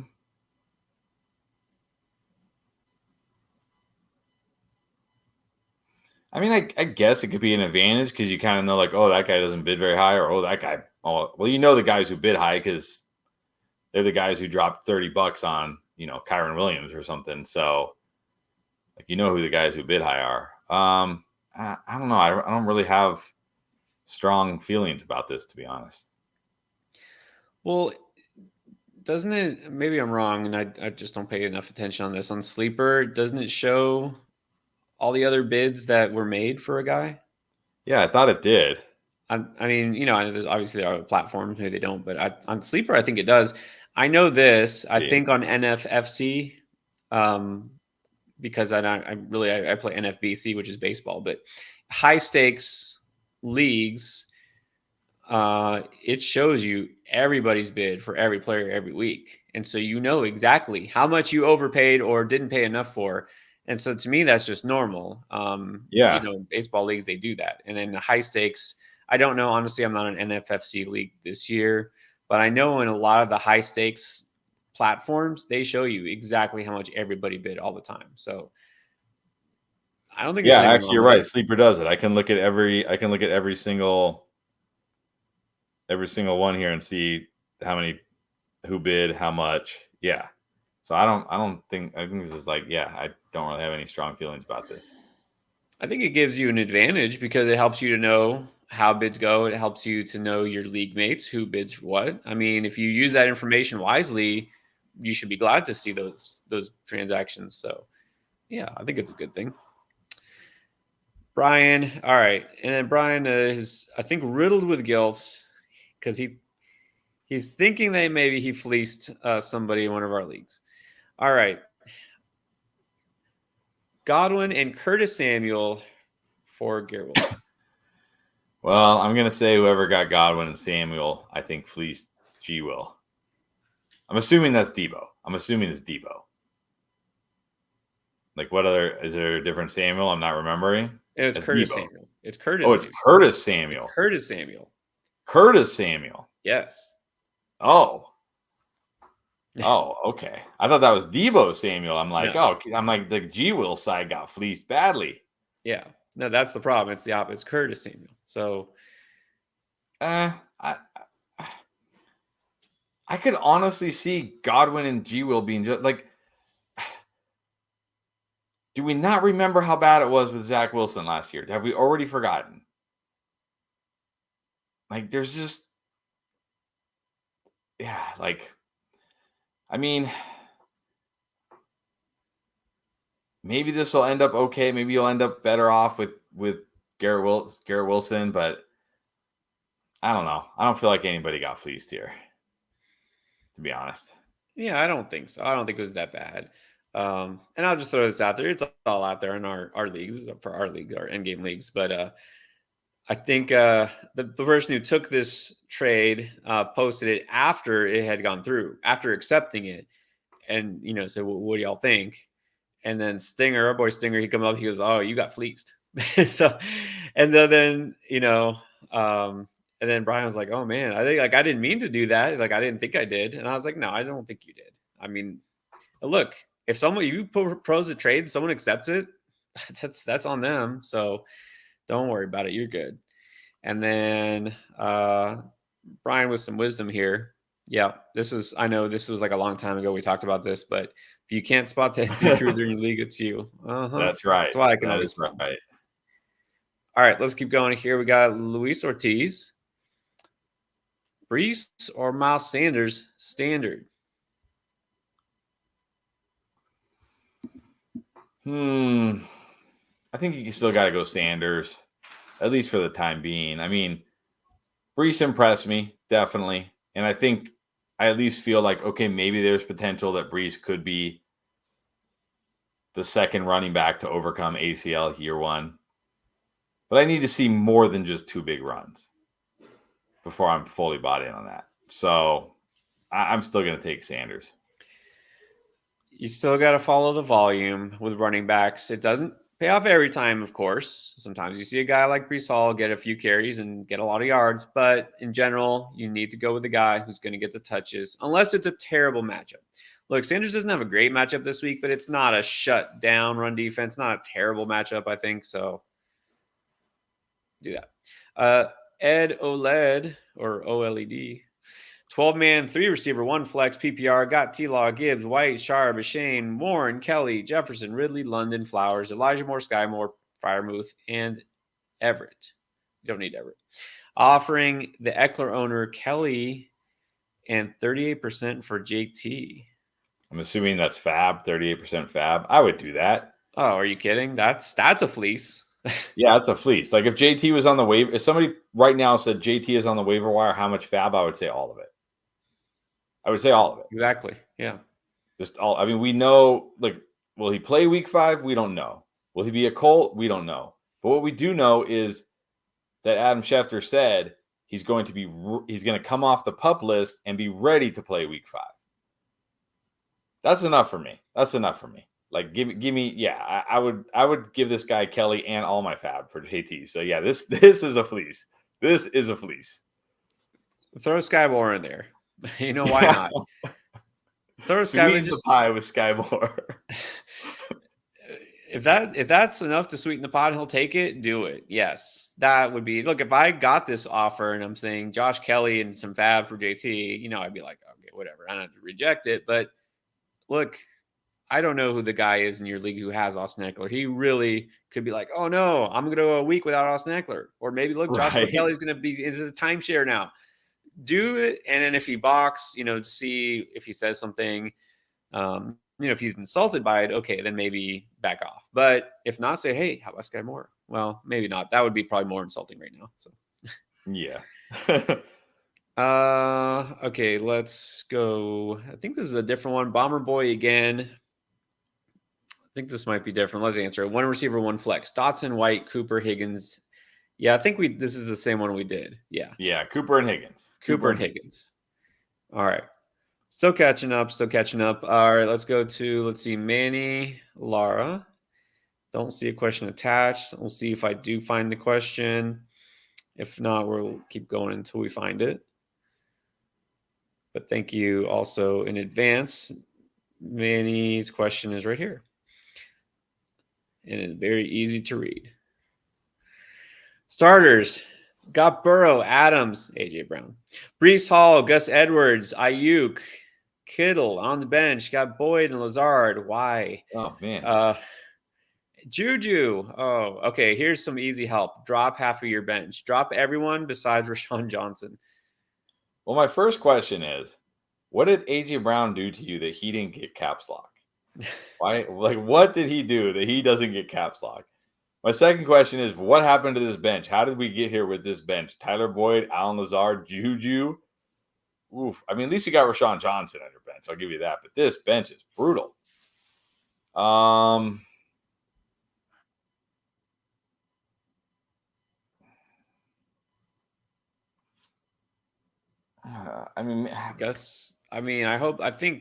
I hope this team did have J.K. Dobbins because Gus Edwards is in the starting lineup. I'm not actually even kidding. I would drop every one of those guys from your bench except for Rashawn Johnson, and then pick up some running backs. Yeah, you don't even need Hayden Hurst. You have George Kittle. Exactly. So yeah, I would drop everybody on your bench for Rashawn Johnson. I would just totally revamp that bench completely. Don't know who's out there on waivers still. Obviously, Josh Kelly is a great pickup if he's there. Yeah, pick up some running backs because you're definitely going to need the upside, and you don't need those guys, like any of those guys. All right, Marco Pelletieri, love the channel. Thank you. Thanks. Full PPR: Hurts, Dalvin, Walker, Chase, Olave, Waller, DJ Moore. Now this is a good team. Addison is on the bench. Kelly's on the bench. Gainwell, Rashee Rice, and Sutton. What do you think about trading for James Cook or Jahmyr Gibbs? Yeah, I would happily trade for either of them if you can. I mean, I'm not going to give up like Olave or anything like that. By the way, we didn't talk about Darren Waller either in the beginning, but apparently they're saying that hamstring injury could linger all year. I only drafted Darren Waller in one league, and I'm already like filled with regret. Like, why did I even draft Darren Waller? Why did I redraft leagues? I have exactly this much Darren Waller. Yeah, I got him in one league. I think he fell to me in like the 8th round or something. I was like, fine, but I still am filled with regrets. I mean, I would definitely try to trade for those guys. I'm not really sure who I would trade because, I mean, maybe you could have traded Gainwell for one of those guys. Maybe not Gibbs, but maybe you could have traded Gainwell for James Cook. But now Gainwell's not playing. Nobody's going to want Gainwell anymore. Yeah. I'm not sure I want to, like, I definitely don't want to trade Olave or Chase for either of those guys. Yeah. I mean, maybe you could try to trade Dalvin for James Cook. That might work. But even Dalvin wasn't like fantastic. Yeah. And it didn't help that Brees Hall ripped off 2 long runs and everybody saw it. Yeah. You could try. You never know what people think. Some people still might be on Dalvin Cook. I mean, I would try. You're not going to get Jahmyr Gibbs for Dalvin Cook, of course. No way. And even if you package Dalvin with somebody who, other than your elite receivers who you're not touching, like don't trade away DJ Moore either to get Gibbs. I mean, Do you think like a Dalvin and Addison combo to get Gibbs would be fair? It would probably be fair, but I don't know if I want to do it. I Just mean, that's an because, upgrade at running back, and then Addison's a bench player. oh, he's a bench player for right now, but what are you going to do when buys hit? Are you going to roll out Cortland Sutton or Rashee Rice? Probably. I mean, yeah, I don't know. I don't really see a lot. I mean, I think I'd rather try to trade Cook, like the Cook brothers for each other if you could, because James Cook didn't do a whole lot in week 1. Most people were not as high on James Cook as we were or are. Most people know who Dalvin Cook is. They know the name Dalvin Cook. I feel like you could do that. I mean, maybe not. You never know, but like I feel like that's a possibility. Yeah, I think I mean, realistically, guys that you could trade, that you would want to trade, I think Dalvin is the one that stands out pretty much. So try it, maybe swap. So instead of getting both James and Dalvin on the same team, you don't want too many cooks. Still a great skit. Keith Tapp with another one. Justin Fields, Anthony Richardson, Bijan, Aaron Jones, David Monty, Gainwell, P. Ryan, Cup, Deontay, Sun God, Evans, Puka, JSN, Zay Jones. All right. Any trades or players? This is a 10-man league. Well, I'm going to instantly say I'm shopping Anthony Richardson. I'm shopping him around. Or Fields. Maybe Anthony Richardson might have more value than Justin Fields right now. Crazy, because he looked good as a rookie, in his first game, and now people are all hyped on him. And now after Justin Fields, they're like, he's a bust. So I'd be looking to shop Anthony Richardson right now. What do you need? You need some healthy receivers because you got Cup and Deontay. Yeah, I'd probably be trying to shop Anthony Richardson for a wide receiver. Like if you can trade Anthony Richardson and get a guy like Addison or somebody like that, I would be looking to do that. Yeah, definitely gonna need somebody because Cup, we know the situation, but now Deontay is probably gonna be out even longer before Cup comes back.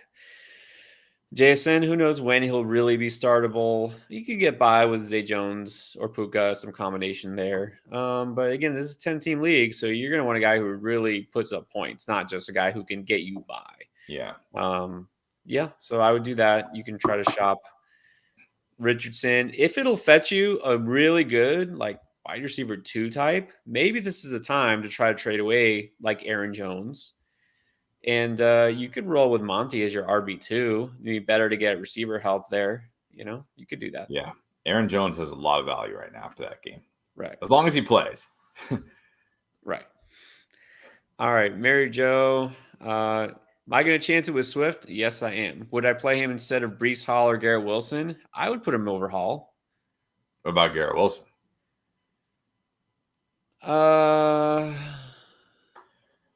All right, actually, this is. Yeah. I'm glad somebody. I mean, I knew somebody would mention Garrett Wilson again eventually because he's a big topic right now. But this was Garrett Wilson's games with Zach Wilson last year: 6.1, 5.7. These are PPR points, by the way. 6.1, 5.7, 1.8, 6.4, 17.5. Okay, that's nice. 17.9. Okay, that's nice. And then he finished with 13.8 and 5. So we had 2 17-point games and a 13-point game and a bunch of games where you wish he was on your bench. Well, I think the key is, like you said at the end, given the matchups, it's the Cowboys. Yeah. Yeah, I would just chance it with Swift. I would. Yeah. I don't think people realize how bad Garrett Wilson was with Zach Wilson last year. It's not good, guys. It's not good. It's not. It's not good. Timothy Oliveira got a 12-team league here. Fields, Bijan, Gibbs, Lamb, DJ Moore, and Kincaid. Flexing Stevenson. On the bench is Godwin, McLaurin, Holgrave. That's a good bench. Thoughts? My immediate thought is I'm playing Musgrave over Kincaid. Look, Musgrave could have had a huge day. Kincaid could not have had a huge day. Like there was nothing where you're like, man, if that had happened, Kincaid would have had a huge day. So I'm going Musgrave over Kincaid. Overall, I think it's a pretty solid team. I mean, Bijan and Gibbs, you got Lamb, DJ Moore, you got Godwin, McLaurin on your bench. I do still think we see Kyler at some point here, and when we do, Hollywood will be startable. You got Brian Robinson, you got Kyron Williams. I like your bench.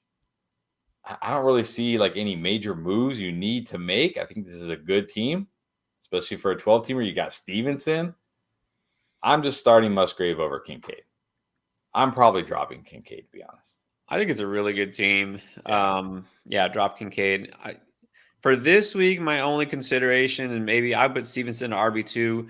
Would you go Godwin versus the Bears over Gibbs if you're worried about Gibbs' volume? That's a possibility because it's iffy. But yeah, I probably would. I'd probably put Stevenson in my RB2 and Godwin in my flex. Right. I do like Godwin this week. But you actually have a really good bench and a good. I mean, you don't need to do anything really to shake this team up. The only place you could upgrade is tight end, but don't trade one of your starters. Maybe one of those bench receivers if you could upgrade at tight end, but I think you're good. Acts 2, 3, 8 have Brees and Dalvin, Gibbs and Bijan. I got an offer for Hawkinson and Garrett Wilson for Bijan. Not even close. Not even close. Say no. Like no. Not even close. Maybe if Garrett Wilson still had Aaron Rodgers, I could think about this. But now, no chance. No chance. No. And that guy's making that offer for a reason. He's trying to offload Garrett Wilson, trying to get Bijan while he can. Don't do it. Hold firm to Bijan. Humberto, welcome back. Picked up Purdy on waivers. Only Garoppolo and Tannehill out there. Okay, so that was the right choice. Should I try and trade or keep streaming? Keep streaming. I mean, if you could trade somebody like at the end of your bench that you don't really care about for a QB, then sure, do it. But I never want to trade for a QB in a 1 QB league. Like I don't want to give up a decent running back or wide receiver to get a QB. I'll just keep streaming. Yeah, look, I'm not a truther by any means. But Purdy might be startable all year. Like, he really could be a guy you just keep in there. I mean, I'd definitely rather roll him out than Jimmy G or Tannehill in any given week. I don't think there'll ever be a week where I say, oh, no, let's see what Tannehill can do. So you might just be fine with Purdy, honestly. I don't remember. I know, Humberto, you put your team here before because you're always with us, but I don't remember, honestly. But right now, I just say go with Purdy. Then you got Trey Montgomery, Godwin, or Jordan Addison this week. That's we had this one earlier, actually. I go slight Godwin, but these guys are right there neck and neck for me. Yeah, I think you got to lean Godwin. I do like Addison. I talk about Addison could be a boom pick. But again, that's the could, right? That's the upside. I do think he has more potential to have a big game, but Godwin is probably the guy you want to lock in there if you're not shooting for, this huge ceiling. Just incredible fantasy. Would you take Goddard? Oh, here's another one. All right. Goddard higher than 46.5 yards tomorrow. It does feel like it could be a Goddard game, right? He just had no catches. But 46.5 yards feels high even for Goddard. I mean, how often did he go over that last year? I mean, it feels high for pretty much any tight end these days that's not Travis Kelce, right. Or maybe Mark Andrews. So that's the thing. The yardage it's definitely possible against the Vikings, but it's definitely possible. And look, he just had like no catches. He made that comment about his fantasy team. I don't know if you saw that. No, he said I lost my fantasy matchup and it was probably because of me because he has himself on his fantasy team. He's like, I lost my matchup, but it was probably because of me. Well, actually, he went over. So he went over at 1, 2, 3, 4, 5, 6, 7, 8 times last year in 12 games. So he went over it quite a bit. I don't know. I don't feel like it's my favorite. Like, I think he could do it. I don't think it's terrible. I don't know if it's my favorite line necessarily. Yeah, it's a little rhythm because you just don't know because he's in an offense where there's serious competition for targets, right? Serious Yeah. competition, so you just don't know. So I don't love it, and I'm trying to look real quick because I mean we know the Vikings are a bad defense, right?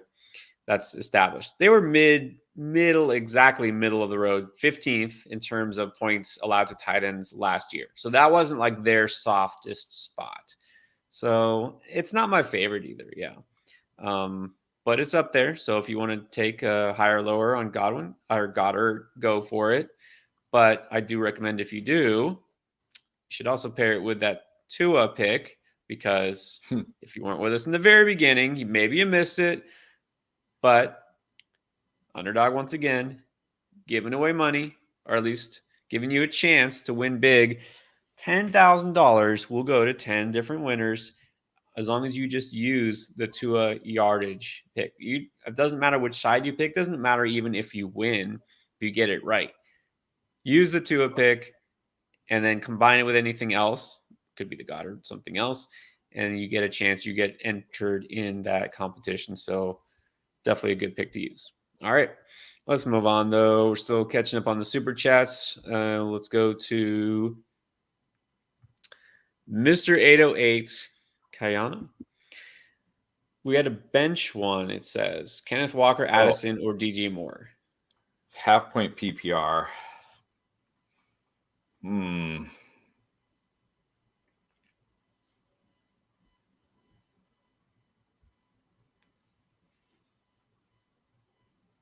Can I start Addison over these guys? I don't know if I can. He's saying, well, let's see if this moved. He's saying mistake on the flex. I guess ignore the flex part because he did say bench one. So let's just rank him. Yeah, I'm just trying to think like.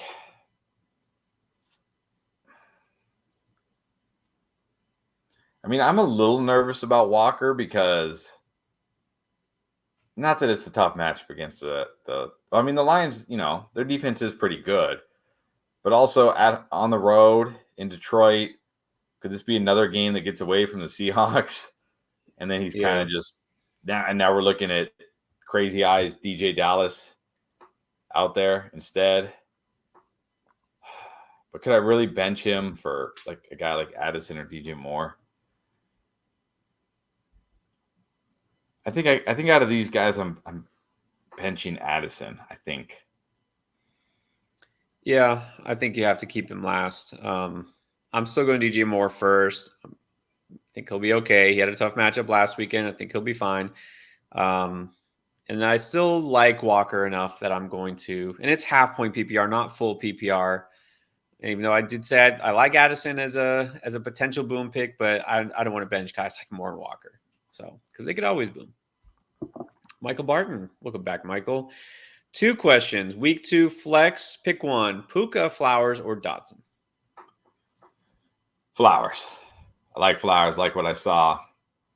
Maybe Andrews coming back will eat into his target share. I mean, it probably will, but he still looked dynamic. I'm going Flowers. Yeah, and like I said, I think he's firmly already that number 1 receiver in that team. So I'm going Flowers, definitely. Second question, pick a running back. We got Rachaad White, Mostert, B-Rob, or Pacheco. First Pacheco question. I mean, I can't start Brian Robinson against Denver. I can't start Mostert against Patriots, even if he was fully healthy. I really don't want to start Pacheco after what we saw last week. But I really can't feel great about Rachaad White after what we saw last week. But he's the guy that's going to get the volume. We know he's going to get the volume. It's the Bears.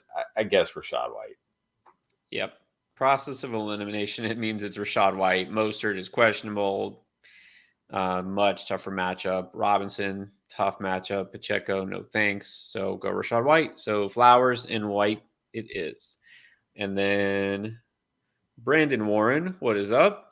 Drafted Geno Smith, picked up Purdy. Who do you like this week? Purdy. I'm not on. Like our QB tight end video just dropped about an hour ago. Not only do I not like Geno Smith this week, his line on Underdog, I think it's like 2. Let me see. It's still, I mean, it might have changed because they do change, but I think it's like 240 yards. Is it 248 now? It's gone up. Yeah, I'm hammering the lower on that all day. Like, I just don't. This Detroit defense is better than people think. I mean, look, you can say, oh, Patrick Mahomes had nobody to throw to, but he's still Patrick Mahomes, and they held him to 226 yards in Kansas City. Yeah, I'm not starting Geno this week. I think he's going to be terrible. So give me Purdy. And I think the issue here is not just how bad Geno looked last week, and he wasn't like Ryan Tannehill bad or throwing 3 interceptions or something, but think about the decline, put it that way, from late last season. First half Geno Smith was very different from the second half Geno Smith. His quarterback rating went down pretty much every month, and the touchdowns just weren't there. So the completion percentage has gone down. His completion percentage last week was identical to his last 2 games of last season in January, 61%. Not great, Bob. So I think we got to go Purdy this week. All right, and then we got Nate Cage. Here's the bench. Okay, the bench has Najee, Flowers, DJ Moore, Algier, Javonte Sutton, and Michael Thomas. So who do you like best? Who are you starting out of that group? That's a good bench. What does the starting lineup look like if this is your bench? I think I still got to go DJ Moore. I'll give him another chance. If it's my team, I'm still going DJ Moore. Maybe it'll burn me, but I'm going DJ Moore. It's one of the first 3.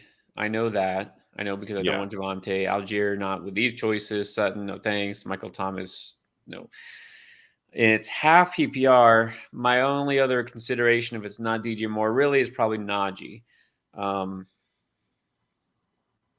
But there's risk there. There's risk that the Steelers offense looks kind of similar to the Steelers offense from last week. I don't think it will. I think Najee gets a good amount of touches. I actually kind of like Najee low-key this week. But am I going to put DJ Moore on the bench for him? Probably not. So I'll go DJ Moore as well. Peter Bjorklund, thank you in advance. Need help with 2 flexes. This is a 12-team PPR league. 2 running back, receiver in the flex. So got Tua, you're good. Mixon and Ramondre. Lamb and Evans. Okay, who would you like? I think he needs 2 flexes. Yeah, I think he's saying 2 flexes.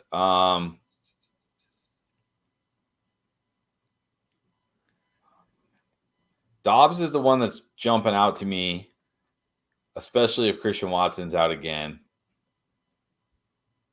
Nice matchup this week against Atlanta. So I'll put Dobbs in. I'll probably put Dobbs in even if Watson plays. I would normally say Sanders, but I don't love the matchup. Kelly looks good if Ekeler is out, but you can't love that matchup either. Not Pacheco. Not sure I'm ready to do it with Hall. I like that you all capped Puka. Like, are you trying to sway us? Like, pick Puka. Pick Puka. Shaheed is always interesting, right? He can always have a big game like we saw last week, but I think right now I'm going Dobbs and Sanders. He's still going to get all the volume. I mean, man, it's such a bad matchup against the Saints, though.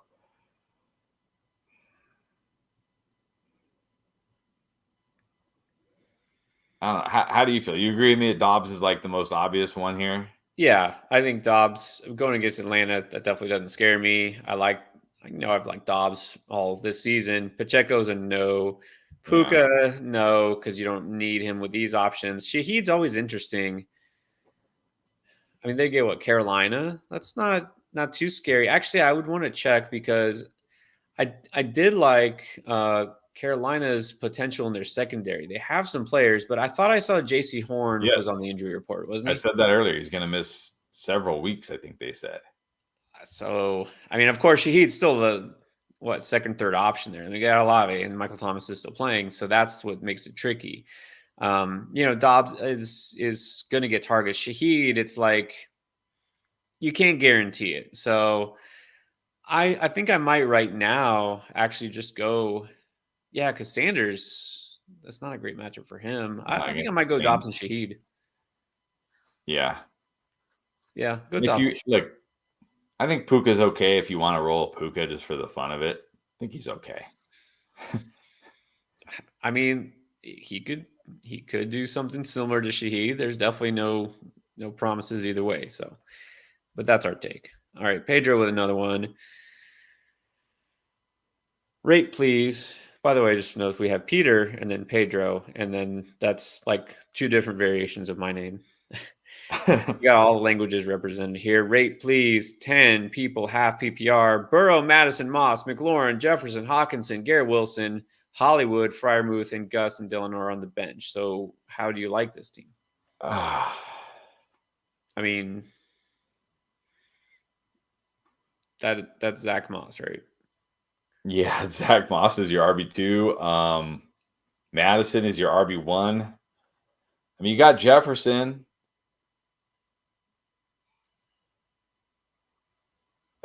Yeah, this is a team. I mean, like I don't think his team is going to be like last place or anything, but this team certainly needs a lot. Like you're going to have to do a lot of work on this team to get this to be a championship caliber team, especially now with the Garrett Wilson situation.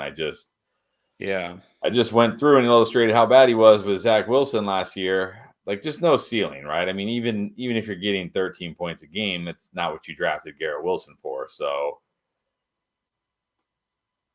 yeah, you're just gonna have to do a lot of work on this team. And I feel like in a 10-team league, there should be better running backs on the waiver wire than Gus Edwards and Zach Moss. But maybe Yeah. not. You never know. This team really needed Garrett Wilson to be a stud this year Yeah. already. Maybe you lost J.K. Dobbins. I can assume maybe because you have Zach Moss and Gus Edwards that you did. You needed him to be good too. So yeah, not gonna lie, it's a little rough. I mean, if I had to slap a grade on it, I would say it's 6 out of 10. But Yeah. maybe injuries are holding you back. Maybe try to trade Garrett Wilson for a good running back while you can. Um, See if that works. That's all I can say. Joker, full PPR, Jefferson for Kelsey and Pollard. Wow. This is a big boy trade right here. I think if I'm getting Kelsey and Paul, like there's not a lot of times I'm gonna say trade Justin Jefferson. But if I'm getting Kelsey and Pollard, I might have to trade Justin Jefferson. You're getting the best tight end. You're getting what looks like a top 5 running back. And you say you still have St. Brown, AJ Brown, and Godwin. Like, I don't want to give up Justin Jefferson, but in this case, I think you got to do it. This is fair. I think it's definitely a fair trade. Yeah, I mean, given the fact you have you have two legit number one receivers, do it. It upgrades your team that much at running back and tight end. Yeah, I think it's fair. Rye Raps, welcome back. Please rate 10 man. Hurts, Gibbs, Sanders, Tyreek, Lamb, Waller, Pittman. Oh, Pittman or DJ Moore for flex. Okay, so rate and then pick. Maybe him. I mean, I don't want to sit here and be like I'm falling for week 1 because week 1 is often a trap. Like there's a lot of fantasy graveyards littered with guys who went off in week 1 and then did nothing the rest of the season, and it happens every single year. But the only real worry for Pittman was Anthony Richardson getting him the ball. That wasn't a problem in week 1, right? What, 11 targets, 8 catches? Not 7 catches, whatever it was. Like it wasn't an issue, right? It wasn't like he had 11 targets and 4 catches, and you're like, oh gosh, Anthony Richardson was like airmailing it over him, throwing it at his feet. So that issue to me seems to be gone. And he does have a better matchup than DJ Moore this week. I think I'm going with Pittman over DJ Moore. Now, I will say that a lot of it. I mean, he did get several catches, not just one, but that one touchdown, he caught the Sure. ball, he turned and went, right? He made that play Yes. himself. He just took off down the field and outran this. Okay, so no guarantee he does that again. But Right. I think DJ Moore will be better. Um, it's close. It's close. I know Pittman does have the better matchup. I don't know if it's me. I still just like DJ Moore better. I would go more, but I could go either way. It's those guys are gonna be very close to my rankings. I'll say overall the team. You got Tyreek and you got Lamb. You're definitely good on talent at receiver. I would say that.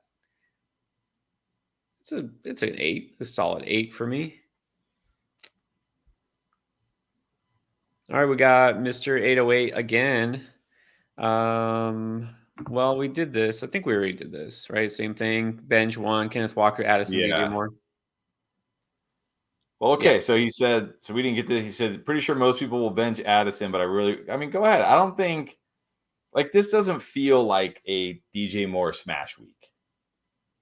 Yeah. Or even a Kenneth Walker smash week. Like I don't look at these guys, look at the matchup, look at the game, and think like, oh yeah, they're gonna smash. So if you want to go Addison, I don't think it's like I don't think he's way behind these guys. I think it's very close between these guys. So if you want to go Addison, go for it. I'm totally okay with that. Totally okay with that. And this is why a lot of times when we answer, it'll be, well, I mean, do you want the safety? Do you want the guy who's more of a floor play? Do you want to go for it? Go for that ceiling? Because a lot of times it depends on your roster, your matchup, and a lot of things. I mean, generally you just want to shoot for upside, but Yeah. not always. And look, it hasn't come out yet, at least, right? I don't think so. The boom, we always pick guys we think could go off for that big game. I picked Jordan Addison this week, right? I already said that earlier. So does that mean I want to start him automatically over guys like DJ Moore and Pittman? Not necessarily.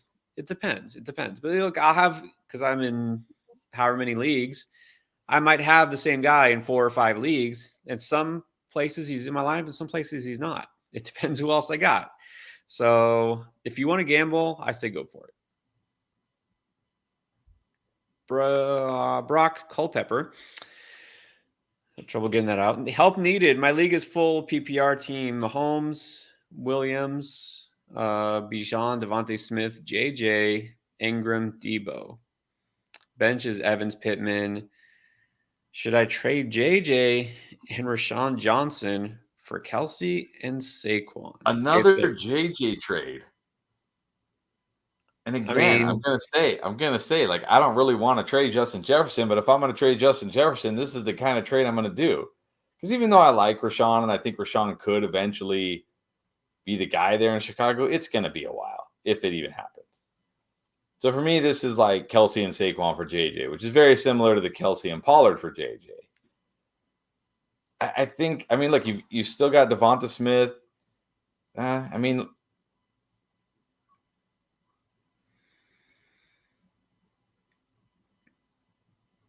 it's Kelsey upgrading over Evan Ingram. Evan Ingram's like fine. Like he's fine. You can yeah. roll him most weeks, but he's also not a bum. No, but my main thing is like, am I okay with Devonta Smith, Evan Ingram, and Devonta Smith, Debo, and I guess Mike Evans or Michael Pittman is my wide receiver? I probably am. I think I have to do this. I just have to. Like, you're getting the number 1 tight end. You're getting the top 5 running back. You're now going to have Bijan and Saquon instead of Jamal or Javonte Williams, which, I mean, you might as well like not have an RB2, to be honest, right now. And then then you can, if you want, you can always just now trade Ingram and get like a wide receiver 3 type for some depth, or you can even get like a, whatever, a guy like Rashawn Johnson. So I think I do it. As much as I don't want to trade Justin Jefferson, and I do not want to trade Justin Jefferson, you're going to give me the tight end 1 and the top 5 running back, I'm going to do it. Yeah. And you get the Mahomes Kelsey stack. That's nice. But this definitely helps you. You kind of need an RB2. You need some help there. So I think this helps you. So yeah, go for it. Big Luscious. Is Jalen Warren worth the number 1 waiver pick in a 12-man? No. No. It would have to be like Najee Harris out for the season. And even then, I don't know if Jaylen Warren would be the number one for me. Like it would have to be like, Derrick Henry is out for the season, and I would use my number one on Tyjae Spears. Yeah. It'd have to be something like that, where it's like, okay, I know I'm getting the Titans' number one running back who's gonna play every down. Yeah, no, not worth the number one waiver pick. Nope. Quick one here says regular. It's our guy Anthony. Here's where we're at in week 2. Would you start Samaje Perine or Zach Moss? Oh man, It's probably one of our leagues.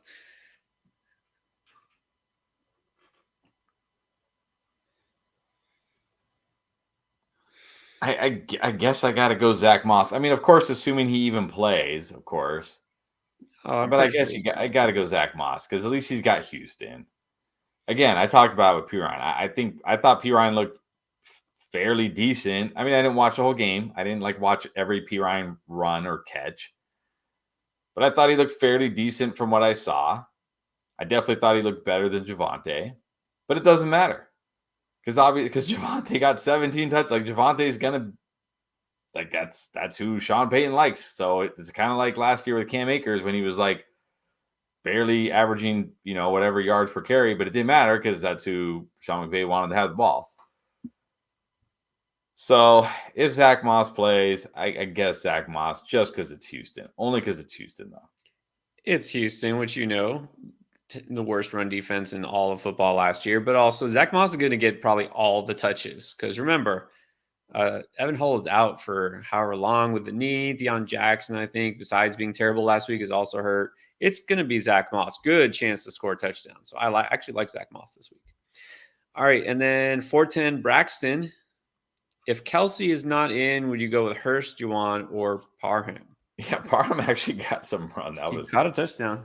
That was annoying. But if Kelsey is out, which I don't think he will be, because again, he was at practice today. But if somehow he's out again, I'm going Hayden Hurst. I think, I'm actually kind of disappointed in myself that we weren't higher on Hayden Hurst because we always talk about what is the recipe for a tight end. Oh, it's an offense with no pass catchers. That's Carolina. You got Adam Thielen. Come on. Come on. You got DJ Chark, who can't even stay healthy. And you got Jonathan Mingo, who's a rookie. This was a perfect recipe for Hayden Hurst. And we know Hayden Hurst is a good pass catcher. It's not he's a good pass catching tight end. I'm kind of disappointed in myself that I didn't see Hayden Hurst coming. So if Kelsey doesn't go, I'm going Hayden Hurst. But I think Kelsey will go. So. And a rookie quarterback who's going to look for his, safety valve more often than not. I think Hurst will be that little blankie all year long. So, yeah, I go Hurst. I still like Juwan. I'm still high on Juwan, but for the time being, Michael Thomas is still healthy. So, I'll go Hurst. Big dog pound. Flex 2. Mike Evans, Christian Watson if he plays, Khalil Herbert, Kyron Williams, Judy, or JSN? Well, I will say, I'll start with this. If Christian Watson plays, he's in my lineup. Assuming he doesn't not practice all week and then does the whole game time decision thing, okay, then I won't risk it. But if he gets practice in and he's good to go, I'm starting Christian Watson against Falcons. I think I'm going Watson, of course, assuming he's out there, and Evans. If Watson is out there, I might just go Kyron Williams, to be honest. Yeah, I might. I think so. Yeah, Watson and Evans for sure. If not, Watson and Kyron. I don't want to take a chance on Judy if he's out there. Not a good matchup. Not expecting much. JSN, no, don't expect much. Herbert, not this week.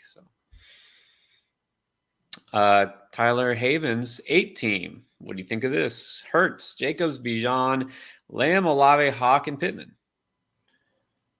I mean, it looks like an 8-team.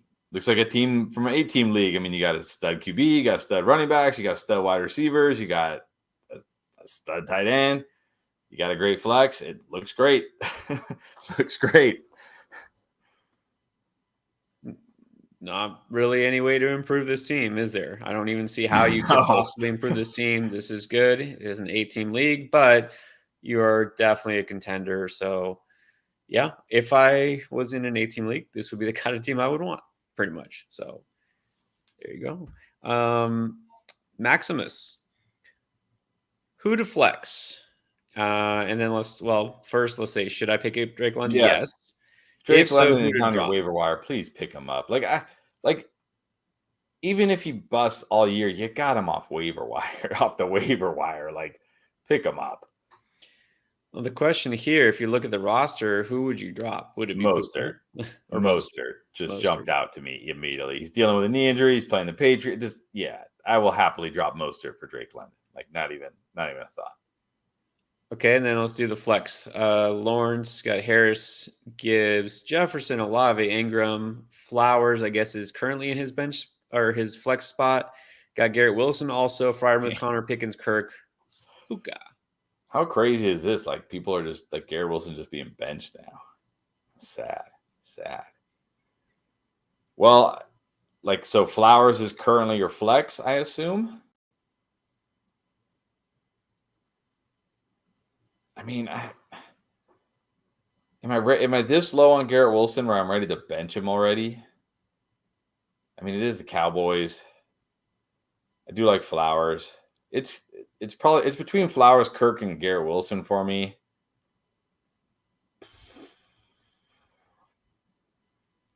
I know Kirk is risky, but man, as the Chiefs, if there's going to be a week, it's going to be this week.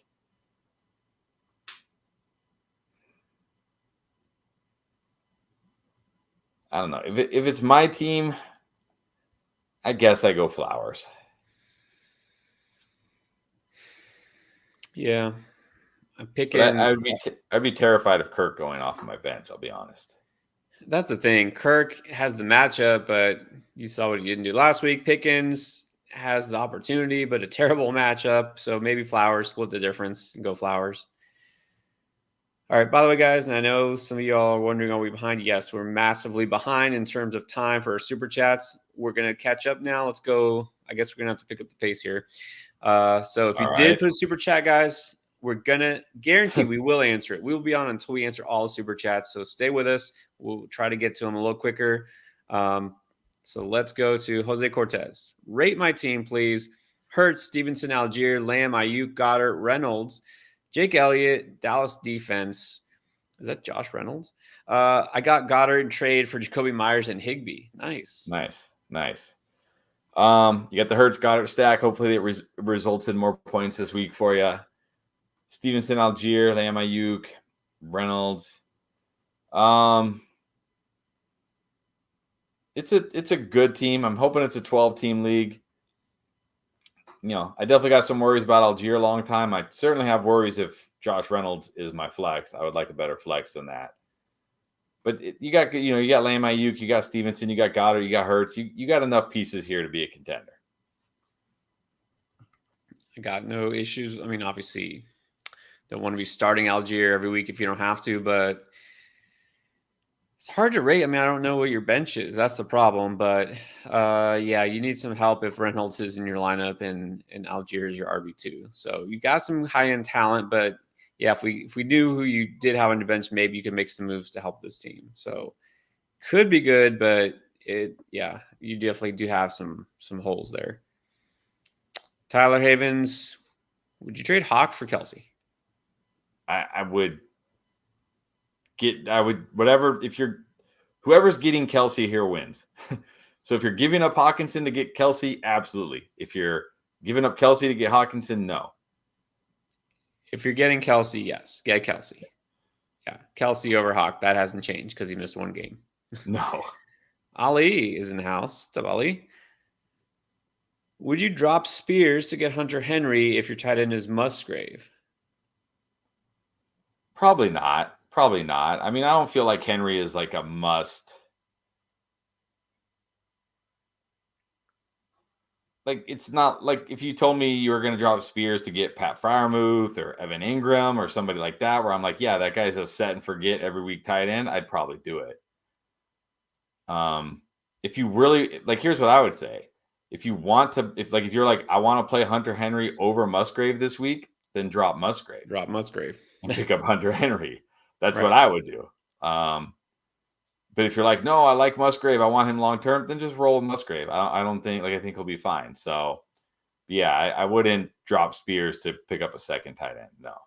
No, if you want Henry because you like him better than Musgrave, drop Musgrave. Like, Yep. probably no one's going to pick him up, and if so, then you got Henry. I would rather have Henry, actually. So I would drop Musgrave to get Henry. And then Royer Gramajo.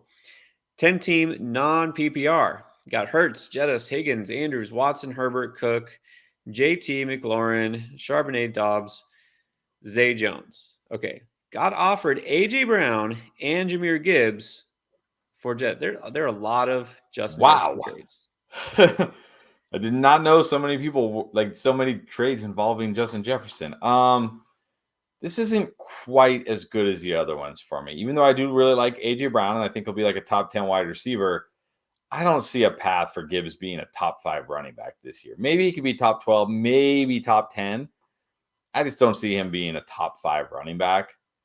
So in this case, I'm keeping Jefferson. This is very tempting. Man, I don't know. Would I do this? If it was my team, would I do this? I mean, look, your team right now, you got Andrews. Yeah, I mean, looking at the running backs you have, I think I would do it to take a shot on Gibbs because I think you need that based on who you have starting right now. So I think I would take it. Tom Staker, and then the question is his roster. On the bench, okay, well, it's not really a question. I guess let's evaluate this team. Got Herbert, Jefferson, Higgins, Jacobs, Williams, and Ramondre, tight end and Njoku. I think that's a great team. Yeah, you got Jefferson, Higgins, Mike Williams. You got Jacobs and Ramondre. You got Njoku. Yeah, great team. Great team. I'm assuming a 10-teamer, but still a great team either way.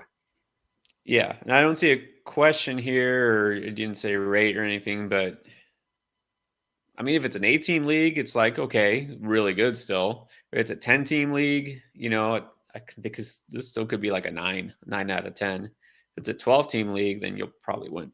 Yeah. 12-team league, congrats. Joe is too dope, but not too dope to drop a super chat and tell us that he's got Justin Fields, Joe Mixon, Ramondre, Diggs, Lamb, Hurst, Pittman, and on the bench, Muth, Dalvin Cook, Dotson, Bateman, Edwards. Any changes or trades to attack?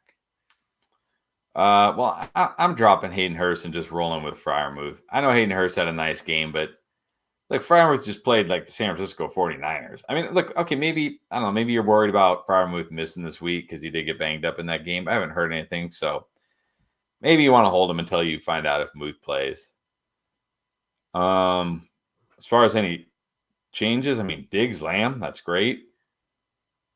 I think Stevenson Mixon is fine.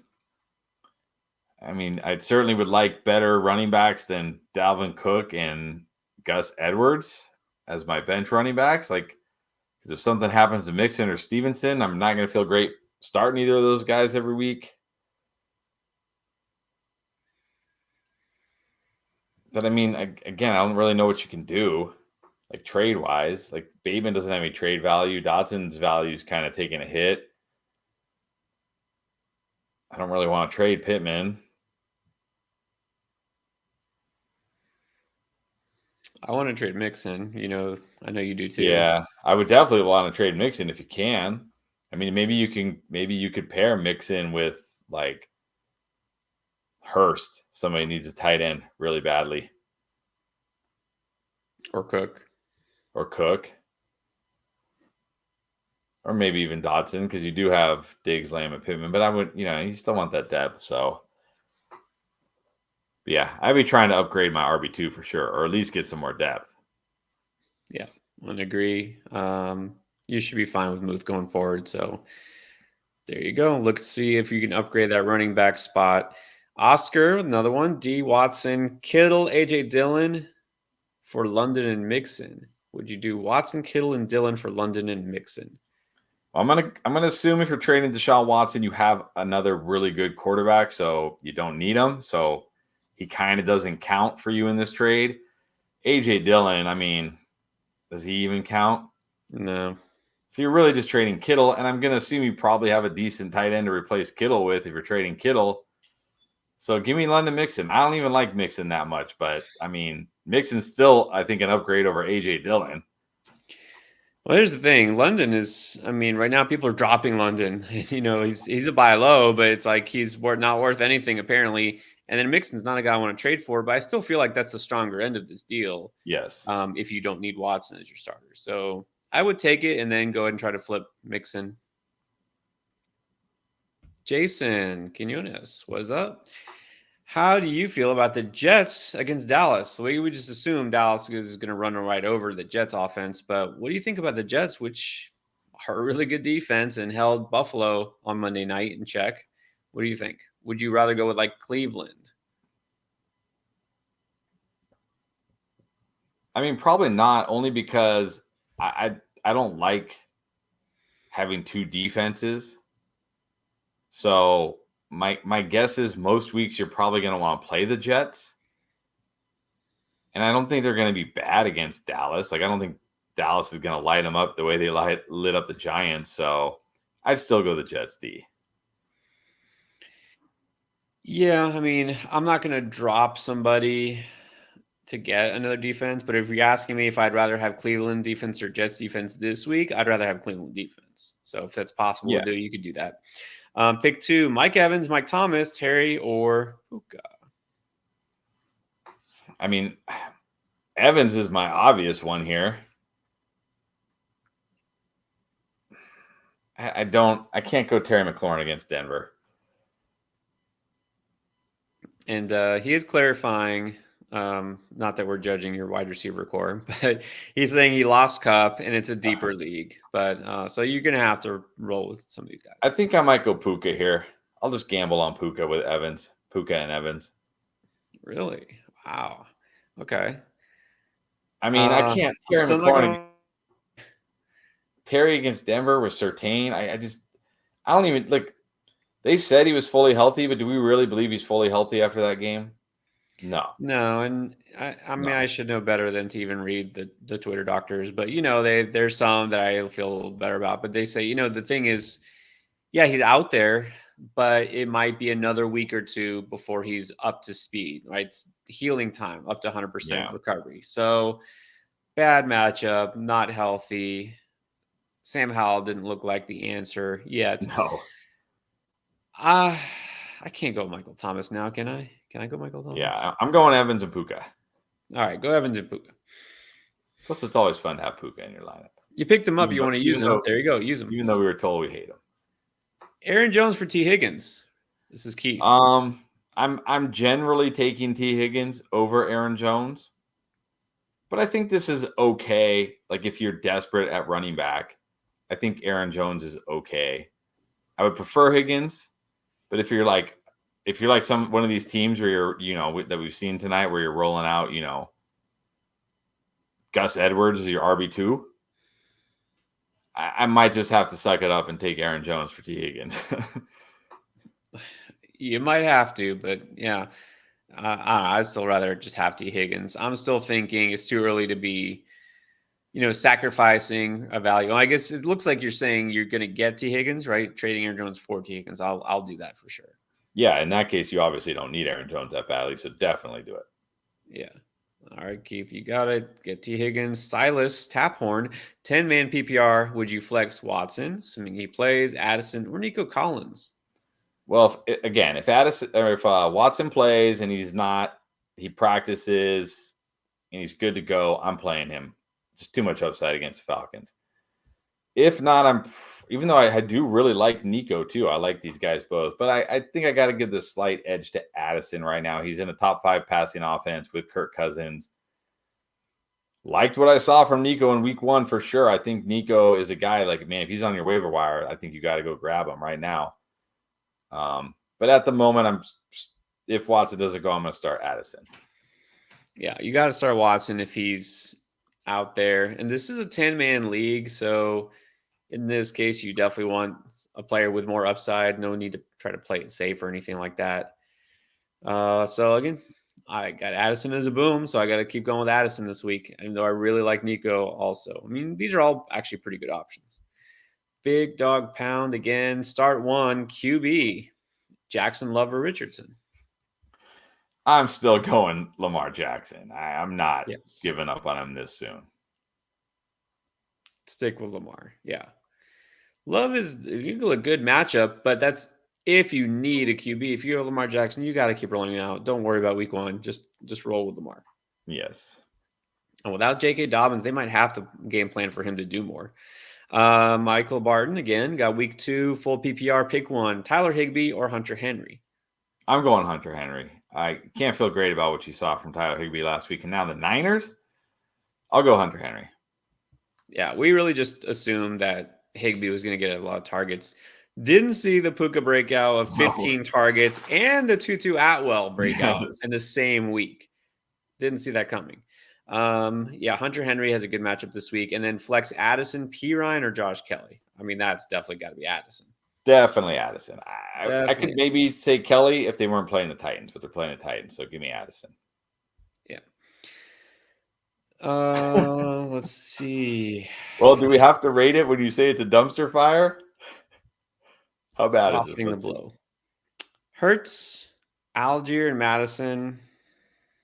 Garrett Wilson, Debo, Hawkinson, Connor, one of the Jay Williams, Richardson, Mostert, Cook, Swift, Gainwell, Dotson, Dobbs, Flowers. I mean, there's some potential here. Yeah, I don't think this team is near like a dumpster fire as you think. Certainly running backs need some help. I mean, Madison, Algier, Connor, one of the Jay Williamses, Mostert, Cook. Look, maybe Swift this week, maybe tomorrow night, he'll get the role. He'll look awesome, and you'll feel a lot better about your team. But you got, look, Garrett Wilson is still going to be playable. You got Debo. You got Dodson. You got Dobbs. You got Flowers. You got some good pieces. I would say right now, I'd be looking to trade. You got Jalen Hurts. Try to trade Anthony Richardson. He had a nice game. He's got a lot of value right now. I'd be looking to trade Anthony Richardson. Try to get like a wide receiver or a running back. Not a stud, but, like a capable running back or wide receiver. Yeah, this team, I mean, obviously Garrett Wilson, yeah, that hurts. You have a lot of like RB2 and 3 types, and you have a lot of like wide receiver 3 types. So this is where you do some wheeling and dealing and try to do some 2-for-1s. See if you can look for a team that has a hole at RB or wants a certain receiver or whatever, and see if you can package some players for a slight upgrade. And you do that a couple times, and maybe your starting lineup looks better. I'm trying to trade Dalvin Cook. I'm starting Swift over Madison this week. Yes. I'll gamble on Swift. I don't like Madison's matchup at all. I'm holding Flowers. I'm holding Dobbs. I'm trading Mostert. I'm trading Cook. I'm trading Richardson. Trading Williams. So you got some potential here. Just try to swing some of those deals, and maybe even trade Algier if it gets you a fair return. But I would say do some package deals, 3-for-2s, 2-for-1s. See if you can do that. Chris. It's just Chris. PPR, Hall, Swift, or Kelly? Well, the problem is if you don't play Swift tomorrow, you're not playing them. I mean, Kelly would be a great option with Ekeler out, but man, Tennessee, they are a tough run defense and a terrible pass defense. I think we're going to see a big passing game from the Chargers. So I guess I just gamble with on Swift tomorrow. I mean, do I need to say it? You know where I'm going with this. I'm gambling on Swift. So I don't think you'll regret not starting those guys. I had to look it up. I was very curious. I've not seen IDR. I had to look up what it was. This is Indonesian. Oh. Indonesian rupees. Well, thank you. So we got fans from Indonesia. And hello. Hello, Indonesia. If say Brian Robinson or Kyron Williams. I think you got to go Kyron. I mean, both in terrible matchups. But Kyron ran like a route on like 77%. So at least he has a chance to catch some passes and give you that part of the game. Don't really like either of these guys this week, but I'll give Kyron the edge just because of the pass catching. Yeah, I mean, it almost hurts my heart to see this question because you know how big I was on Brian Robinson before the season, and you know how much I don't want Kyron Williams to succeed. Not because I have anything personal against Kyron Williams. I just such a Cam Akers stan, so I guess you have to start Kyron Williams. All right, Country Connected. What's up? Mixon and Stevenson at RB got JJ and Sun God and Keenan Allen. That's pretty nice. Okay, so look at this. Traded London and Zeke for Christian Watson. I like that. I mean, I like Christian Watson. I had him in London similarly kind of ranked there. So, and Zeke doesn't even count. So I like that trade. Yeah, I think that's good. So now he's asking, do I hold Watson or package him? Well, I mean, do we think these guys are better? Well, not only Oh, that, no, like these are his bench. Never mind. yeah, but I mean, like if you package Watson and Dotson, who's like getting super excited. If you package Watson and Pickens, who's getting super excited. Gainwell not even playing. Mostert like Dotson didn't have a good game. Pickens had a terrible game. Gainwell's already out. Mostert might be out. Like didn't have a great game. Watson didn't even play week 1. It's gonna be really hard to package these guys and get someone better. Maybe like after this week, if like Watson plays and has a big game, and then maybe Pickens catches a long touchdown, then maybe you can. But right now, it's gonna be very hard to package these guys and get something better. Well, I mean, I hate to, sound like a broken record, but maybe trade Mixon and try to upgrade at running back. I don't think it's the time to trade Watson. I'd hold him. But yeah, try to trade because Pickens has value. Dotson could have value. Try to trade either Mixon, Mostert, Dotson, Pickens, some combo of those guys to get a better running back and see how that works. That's what I would do. You got 3 really good receivers, though. You're good at receiver. Mike Ball got 10 team PPR. Dak, Bijan, Sanders, Lamb, Olave, Goddard, DJ Moore. On the bench, got McLaurin, London. See, not everybody dropped Drake London. Brian Robinson, Jamal, Nico, Mitchell, and Bigsby. Who would you target? Maybe a package for JT? I mean, who are you packaging for JT? I mean, again, DJ Moore didn't do anything. McLaurin didn't do anything.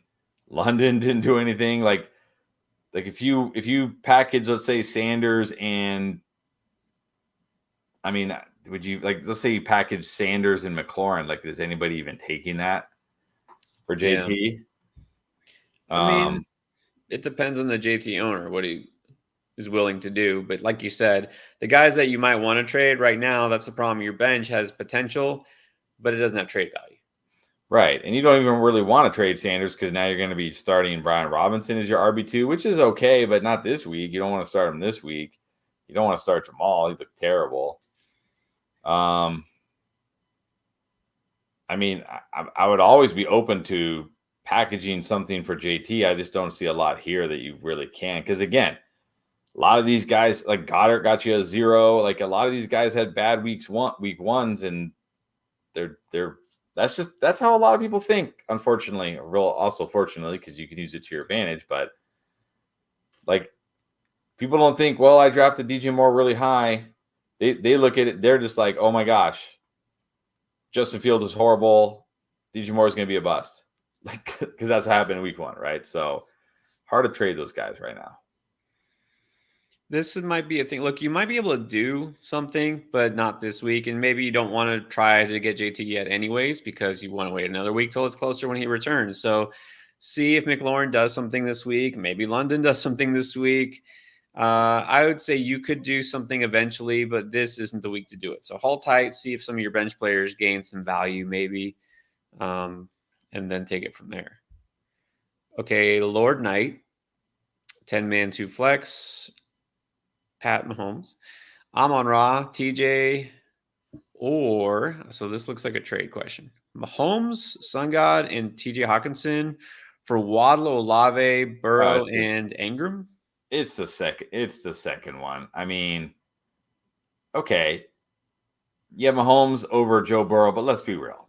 If Joe Burrow, like when he probably this week he's going to throw for 303 and everything's going to be okay for Joe Burrow again.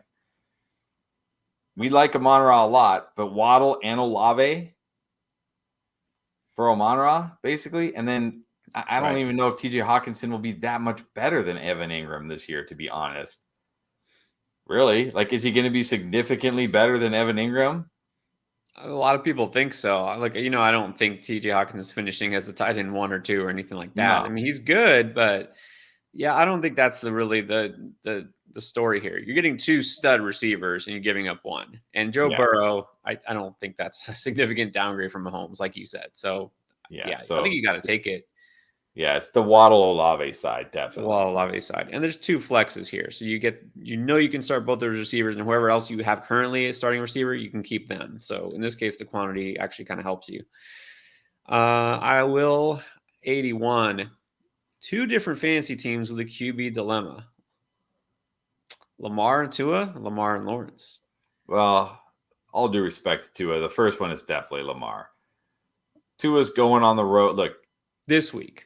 Yes. Well, probably most weeks, but definitely this week. Tua's going on the road into New England. They just held Jalen Hurts to how many fantasy points? Like, yeah. Look, I know he's got Tyreek Hill and Jalen Waddle, but this defense is really good, and it's in New England. So, yeah, definitely Lamar. Lawrence might be closer only because it's Kansas City, and it could be an absolute shootout, especially now that it looks like Kelsey's going to play. But can I still start Lawrence over Lamar? I don't think I can. I think that one's closer, and I think if you're like, well, I don't want Lamar on both teams because what if you bust and both my teams are bad? Yeah. I can make a case for Lawrence on the second team. So I guess Lamar and Lawrence. That's what I was thinking too. And I don't generally do this if I feel good about a guy, but maybe you want to split the difference. Okay, well, I got Lamar here. Maybe I don't go Lamar there. So I think you can go Lamar the first one and Lawrence the second one because I like Lawrence upside a lot this week.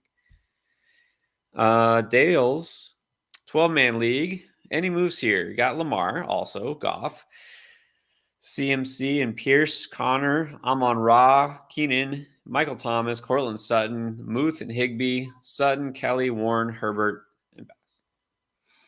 Well, I'll ask the same thing always. Like, why do you have Lamar and Goff?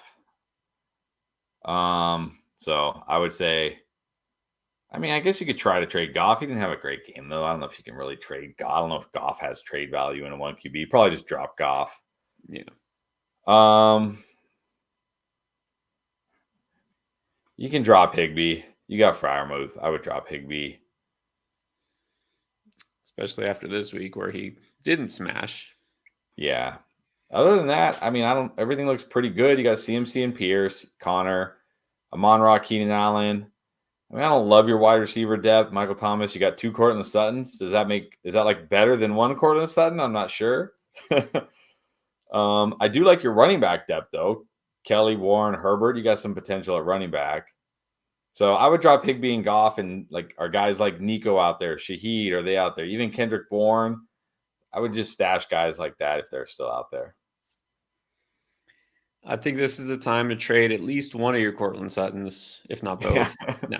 Yeah, I'm trading Sutton regardless. See if I can get something out of him. You can package him with Michael Thomas to get a little bit of a upgraded receiver, possibly. I would do that. At running back, I think you're fine. It's not dripping with upside beyond CMC, but I think Pierce is solid. Connor's solid. So if you can upgrade that third receiver spot, I think that you'll be pretty good. Oscar with another one. Oscar Melendez. Thank you. Thank you. Wow. Here we are. Rashawn or Akers? I mean,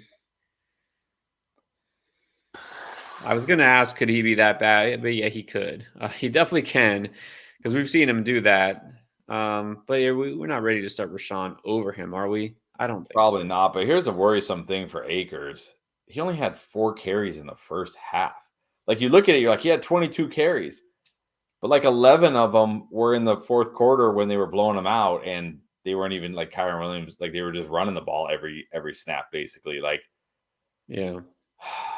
But I can't start him over Rashawn already. No, give me Akers. And because Rashawn's, because again, what we've seen, Tampa Bay still does have a good run defense. Very good. So, yeah. And Rashawn didn't get run until the game was a blowout either. So I think people are a little too excited on Rashawn right now because they're like, look at the game he had. But it's like, yeah, he didn't start playing until the game was over. Yeah, let's not go crazy about it. I mean, I like him, but I'm not going crazy putting him in my starting lineup yet. But yeah, I'll stick with Akers. Hope he scores a touchdown. He did score a touchdown last week. He did. Pablo, rate this team: Kirk Cousins, Mostert for Alexander Madison. Wait, this is my trade. I'm sorry, I just said team. Okay, so Cousins and Mostert for Madison. I have Hurts. Well, if you have Hurts, then why do you need Cousins, right? Yeah, you're getting rid of a quarterback you're not going to play. You're getting rid of a running back you're not going to play. At least Madison is serviceable. Yeah, good trade. That's a good trade. Yeah, it's smart because you're doing what we say. You don't need a backup quarterback in this case. And Mostert, this is a time to trade him. Okay, so then if he gets Madison, would you do Madison or Monty this week? I go Montgomery this week. Yeah. That Madison matchup's brutal. Madison definitely has a tough matchup. So even if you swing this trade before tomorrow night's game, still go Monty. But I would make that trade too. All right, then we got Roberto. What is up, Roberto? Defense. Bring in the spicy question. Just which defense do you like? Philly against Minnesota, Cleveland against Pittsburgh, or Denver against Washington, right? The defense question's already putting you to sleep. Yeah. I mean, they're all good defenses. I do worry a little bit about the Philly defense. Mac Jones and that New England Patriots offense put some points on them and actually threw the ball on them. I mean, it was, they were in comeback mode, but we know that the Vikings can do that. Even if Philly gets out to like a 30-0 lead in the second half, Kirk Cousins can throw for 200 yards and 2 touchdowns or something in the second half. I think it's either Cleveland or Denver because I just don't see the Commanders or the Steelers putting up a lot of points.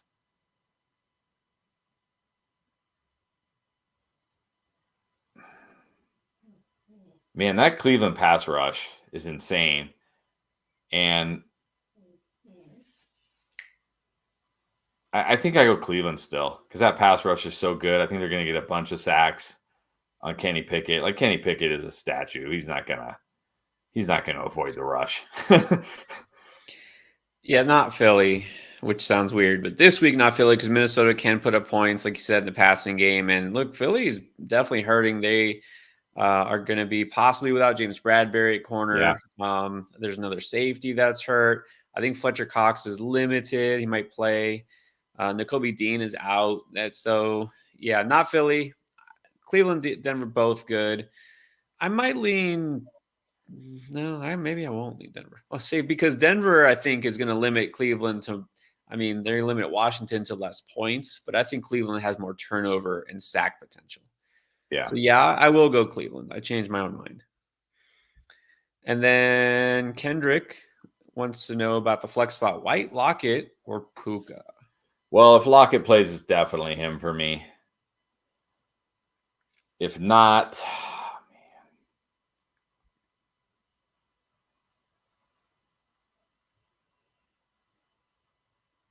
man. Do we trust White in the really good matchup, or do we trust Puka in the really bad matchup? Floor or ceiling? What do you prefer? I prefer ceiling. I guess that's Puka. I mean, I don't know. Let's just hope Lockett plays. Yeah. Definitely Lockett. I mean, if Lockett plays, it's him for sure. Yeah. I haven't heard anything that it's too concerning, so I'm assuming you can just put Lockett in there and you'll be fine. If not, shoot for the moon, go for Puka. I mean, you picked him up, now you get to use him. And then you got Smokey the Burr. What is up? What's up, Smokey? Kemet or Hunter Henry? I'm going Hunter Henry this week. Got more touchdown upside. I like him. I'm going Henry. Yep, going Henry this week. Dobbs or Addison? Ooh. I like them both. I do like them both. I'll say if Watson is out, I might go Dobbs. If Watson plays, I'll go Addison. Yeah, I know. I keep saying it. like Addison as a boom, but that doesn't mean I automatically have to put him in my lineup. And like you said, I think Watson will play, but if he doesn't, then yeah, you probably should go Dobbs. Let's see. We go Country Connected with another one. Mixon and Pickens for Bijan. No way. No, this is not enough for Bijan. Not even close. And no, I prefer Etienne significantly over Mixon. Yeah. Well. Well, if you're, yeah, I'm not just sure which side you're getting. Look, Bijan is definitely worth way more than Mixon and Pickens. If you're getting Bijan, do it now. Yeah. Look, actually, you know what? It wasn't that far back. Let me see if I can find his roster. Maybe he's getting Bijan. If so, Yeah, if you're getting stop what Bijan, you're doing. I'll just say I prefer Bijan in the first one and Etienne in the second Well, one. look, I think he'd be getting Bijan. He has Mixon, and I said, hey, maybe you should trade Mixon. If you can trade Mixon and Pickens to get Bijan, stop what you're doing. You have permission to log off and go get that trade. You don't even have to watch the rest of the stream. It's okay. We give you permission. Go get Bijan. Get Bijan. If you can get Etienne for Mixon, yes, get Etienne for Mixon. Yeah, obviously would prefer Bijan for Mixon and Pickens, but if that doesn't go through, Right. I would be okay with Etienne for Mixon as well. And Mixon and insert any player for Bijan other than your top receivers, of course. But yeah, Dotson or any of those guys that we mentioned, yeah, go for it. And then come back. I want to see if you can come back tomorrow or the next one of these streams and let us know if you pulled that off. That'd be awesome. Ethan with another one. Bench. We're starting with the bench. Got Hall, London, Dotson, Swift, Algier, Nacua, and Gainwell. Would you drop one of those to pick up guys like Rashawn Kelly or I'm assuming Zay Jones? Well, what do you think? Did you drop Gainwell now? Well, that's the thing. Like, did you just pick Gainwell up and now he's already out? But look, there's no game. Like, if he only misses 1 week, how do we know he's not the guy again? In week 3. So I don't really want to drop him. And you don't need, like, I would like to stash Rashawn because I do see a path for Rashawn. But I'm talking like down the road. Like, I don't think he's a guy that in like 2 weeks is going to be taking over that backfield. I think it's going to be more like after the bye, something like that. And I think Kelly is a great add. If you need him this week, potentially, or you have Ekeler, which I don't, with Swift and Algier, I think you'll be okay at running back. I'm assuming that's Zay Jones, who I also like, but I don't know if I want to drop any of these guys for him. So, yeah, I don't know. I probably just hold. If it's me, because I'm really not in too much on Gainwell, and I like Rashawn, I'm dropping Gainwell to get Rashawn personally.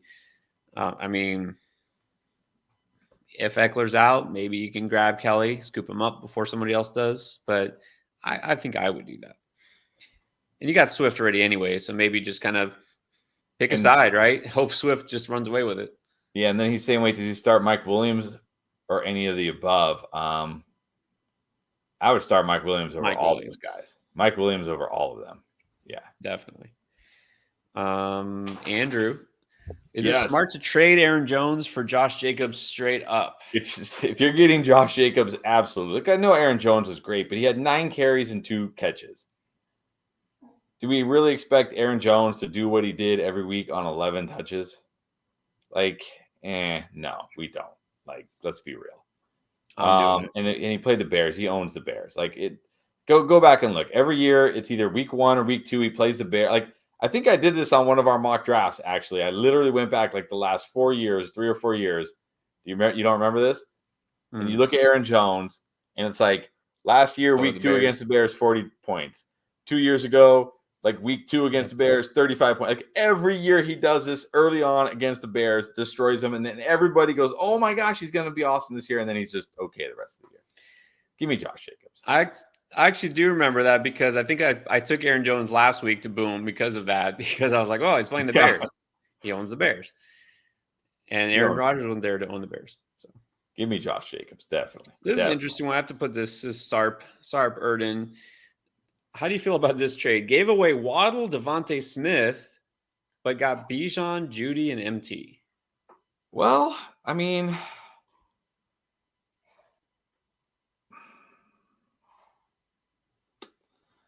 I do really like Bijan.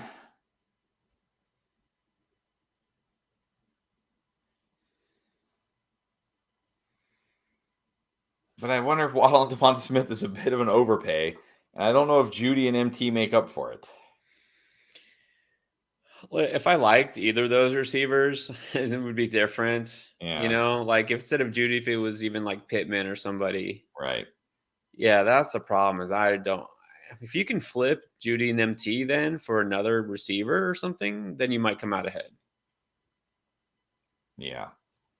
I would hate to give away Waddle and Devontae as much as I like Bijan, because I don't want to start Judy or Michael Thomas or MT or MT. Look, maybe we're wrong. Maybe Michael Thomas will have 1,000-yard season. Well, he better get hustling. Yeah, yeah. Roberto, with a fair question, would you drop Akers? I wouldn't drop him yet. Not yet. I don't think you can drop him yet.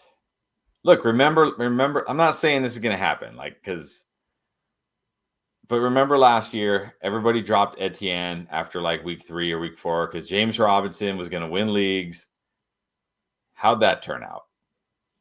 Not very good. Not very good. So you can't drop Akers yet. I'm not going to start. I'm definitely not starting them this week against 49ers, but don't drop them.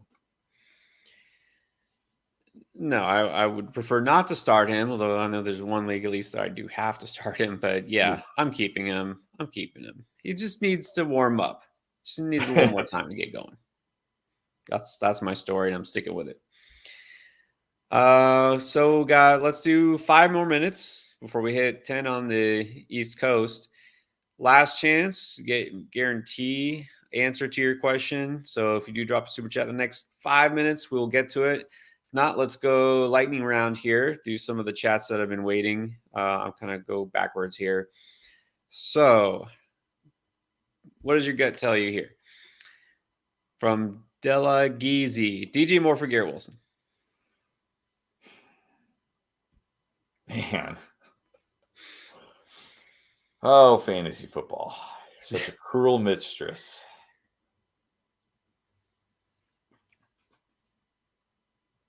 My gut honestly tells me DJ Moore. Me too. I'm going DJ Moore. We know what we're getting with Zach Wilson, and it's not good. The only hope for Garrett Wilson is if like they swing a trade for like Jameis Winston or something. But that's. I mean, yeah, I get that, but that's the exact type of quarterback that would be the worst fit with his team. With a team that wants to run the ball and has a good defense and doesn't want to turn it over. He's the anti-Aaron Rodgers. Yeah, so exactly. He'd be great for fantasy, but horrible for the Jets. Yeah, that would be great, but that's not going to happen. So, I keep DJ Moore. We haven't had enough tight end questions. So, Mikel, Knox, Kmet, or Higbee? I'll go Kmet. I mean, he got kind of involved last week. Higbee against the 49ers, no thanks. And Knox, nah. Give me Kmet. Yeah, I'm going to go Kmet. You can't start Knox. I think Kmet's okay, at least. Okay, we got one here. Another from, I still can't tell if it's Low Will or I Will. Yeah. But I don't see a question comment yet. So let me see if it comes. I'm sure it'll come any second. Meanwhile, let's do a couple more quickies. Start Pittman or Garrett Wilson? I think I could pretty comfortably start Pittman this week. I mean, Garrett Wilson with Zach Wilson on the road in Dallas. I'm like, I don't even know. Like, what is even the ceiling for Garrett Wilson this week? Like, he somehow catches 2 touchdowns, which would be like a miracle that Zach Wilson even threw 2 touchdowns. Yeah, give me Pittman. Gonna go Pittman. It's Houston. That's the main thing. And Garrett Wilson gets Dallas. I mean, very polar opposite matchups here for these guys. Pablo, thank you. Appreciate that. Ayuk for Josh Jacobs. Ooh.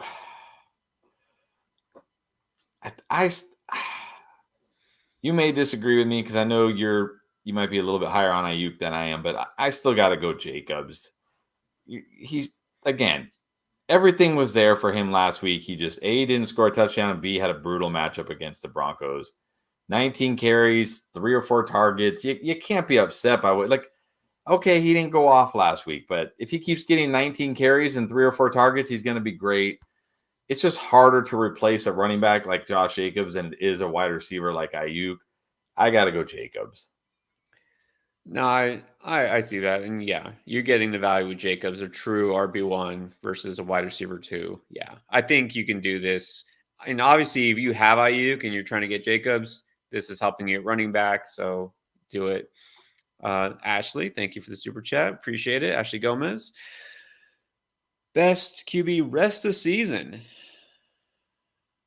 DC Mac Jones. Well, I would not trade Connor for Richardson. I mean, if I'm going to trade a player for a QB, it's going to be somebody at the end of my bench who's like, yeah, I'm never even going to start this guy, even like with injuries or bye. And Connor, I feel like, is a guy you can put in your lineup. He'll get the volume. Like if you have injuries, if you have a bye week, you can start him. I don't know who's DC. I think it's Derek Carr. Oh, yes, Derek Carr or Mac Jones rest of the season. Oh boy. I'm going Carr easily. Ashley, you got to do this to me right at the end of the stream. You gotta do this to me. Did you pick Derek Carr easily? Easily. I don't know about easily for me, but I'll pick Derek Carr. Think about Patriots. We're talking Kendrick Bourne, Hunter Henry, Juju. He's got Chris Olave, Michael Thomas, Rashid Shaheed. I mean, there's a difference there. And then trade Connor for no, I'm not doing that. I think I just go Derek Carr and I think you'll be okay. Yeah. Ray Castro, Tua or Hurts? Well, Hurts disappointed you in week 1 because he played the New England Patriots in New England. Now Tua plays the New England Patriots in New England. I'm going with Hurts this week. Yes, exactly. Tua is playing the team that Hurts played last week, which is why, yeah, it's Hurts. It's pretty much always going to be Hurts. It's definitely Hurts. Hurts has a smash matchup this week. Great matchup. Yeah, I feel like this week Hurts, Burrow, Lamar, they're all going to go off this week. And when everybody's benched them for these guys, these random, like I shouldn't say 2 is not random, but like when they bench them for these guys that happen to have like Jordan Love. Yeah. Wow. And they're going to regret it. Yeah. I think Hurts is the QB1 this week, probably. And then I had to put this one out because Milo, he's been here, I think, ever since we first got on. And it's been 3 hours. Is Zach Ertz worth picking up? Not really, but I would still prefer him over Kincaid. He got a ton of targets. Yeah. He didn't catch many of them because it's Josh Dobbs. But here's the other thing. Like, if you're like me and you believe Kyler Murray will be back at some point, that's going to help Zach Ertz as well. So I would rather have Zach Ertz than Kincaid anyways. It's not my favorite tight end to pick up, but I would pick him up over Kincaid. Yeah, I think he's interesting, but I'd definitely rather have him over Kincaid. Yeah. I mean, if he was your starter, well, yeah, you don't want to start Kincaid. So I would pick up Ertz. And look, Josh Dobbs won't be the quarterback all year, so maybe he does get an upgrade eventually if Kyler Murray does play. And then here's where we're at in tight end. Speaking of, Franco wants to know if we're starting Pitts or Hayden Hurst. I still got to go Pitts. This week. Yeah. Well, because also this week, and I said this when I talk about Hayden Hurst on the waiver wire video, this week, I would rather have Hunter Henry than Hayden Hurst if you're streaming a tight end or picking up a tight end off waivers. Long term, like Hayden Hurst. But this week, I don't like Hayden Hurst. By the way, I want to throw this up so now you know. It's low will. Low will. All right. Got it. Low will. I'm trying to figure out what is the thing there. That's it's like the Iron Man. It's Iron Man, but it's like it's like Kid Iron Man or whatever. It looks like Iron Man. Yeah. Okay. I don't know if kid is the right word, but it's like, I don't know. Iron Man's son or something. All right, and then now everybody's like, wait, how old are these guys? Don't ask. Muskendal Novoa, Chase, JT, Ayuk for CD, Pittman, and Mixon. This is a game changer. Chase, JT, and Ayuk to get CD, Pittman, and Mixon. No, you got to take the Chase, JT, and Ayuk side. I mean, yeah. Chase, like I like CD, but Chase over CD, Ayuk over Pittman. Okay, sure. You get Mixon for the next 3 weeks. What do you get from Mixon for the next 3 weeks? 9 to 10 points? Like that's not like you're not going 3-0 because of that. And then hopefully JT is back. No, chase JT Ayuk side for me, definitely. Yeah. I think you're worried about the risk with JT. Don't be. I would take that risk rather than carrying Mixon. I'm definitely preferring Chase Ayuk side. So there you go. We did that one. Let's see. Oscar Melendez. He's got Higgins, Hill, Garrett Wilson, Pittman. On the bench is Watson. If Watson plays, would you swap him for Pittman? Yeah, but I might. What I would actually do if Watson plays is swap him for Garrett Wilson. So I would go Higgins, Tyreek Hill, Pittman, and Watson if he plays, and I would bench Garrett Wilson. Just because, again, I'm worried about Garrett Wilson on the road against Dallas with Zach Wilson. So if Watson plays, I'm actually benching Garrett Wilson, not Pittman. If Watson plays, I'm playing Watson. Yeah. I think. Garrett Wilson, maybe not so much. So maybe swap Watson you have other Garrett Wilson.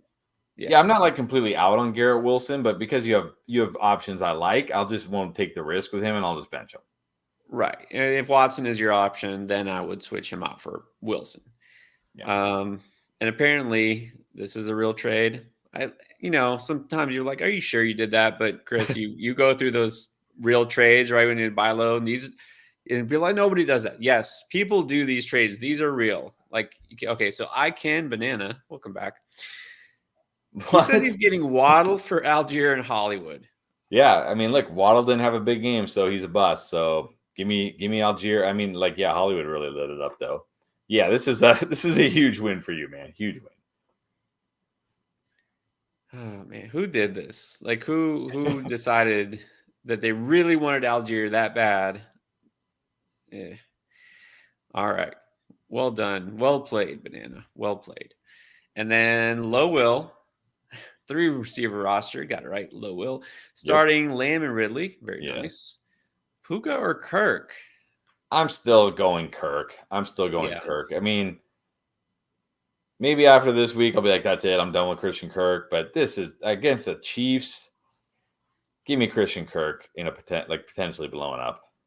We can't overreact to 1 week. Kirk is not trash. So I'll go Kirk. Exactly.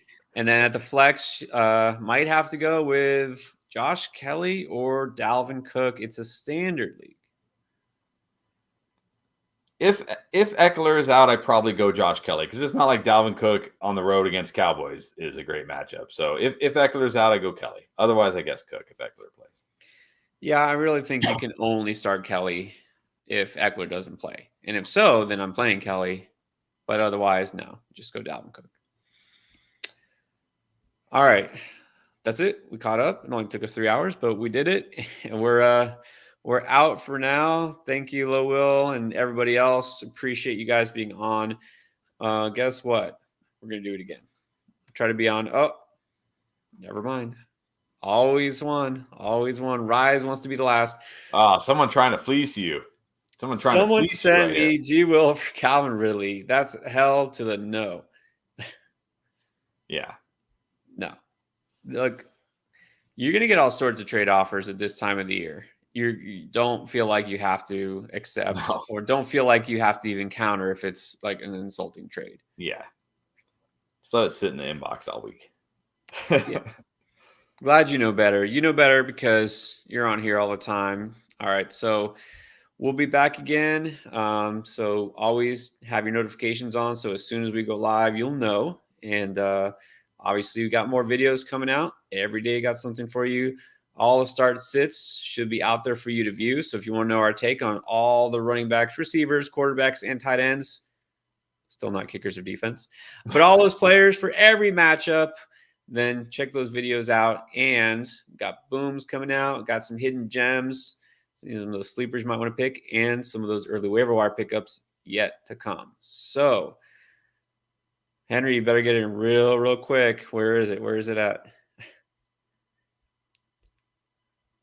I shouldn't even be pandering to the begging, right? No. For my flex spot, Brandon Cooks are on. Definitely Dobbs. It's Dobbs. All right, we'll let Anthony have the last word. Good night. All right. Good night, Thank Anthony. you, guys. We appreciate you. We'll see you again soon. We got one more at the buzzer. Wait, one more super chat. Alex, Keenan Allen, and Puka for Jalen Waddle. Yes. If you're getting Jalen Waddle, yes. Yes, definitely. Definitely. Why are people trading Jalen Waddle? Like, Because why? because Tyreek Hill had a 40-point game and Jalen Waddle only had like an 11-point game or whatever it was. I don't know. Sometimes it's just confusing. All right. I was going to try to let someone else have the last word, but we're out. All right, guys. All right. We will see you next time.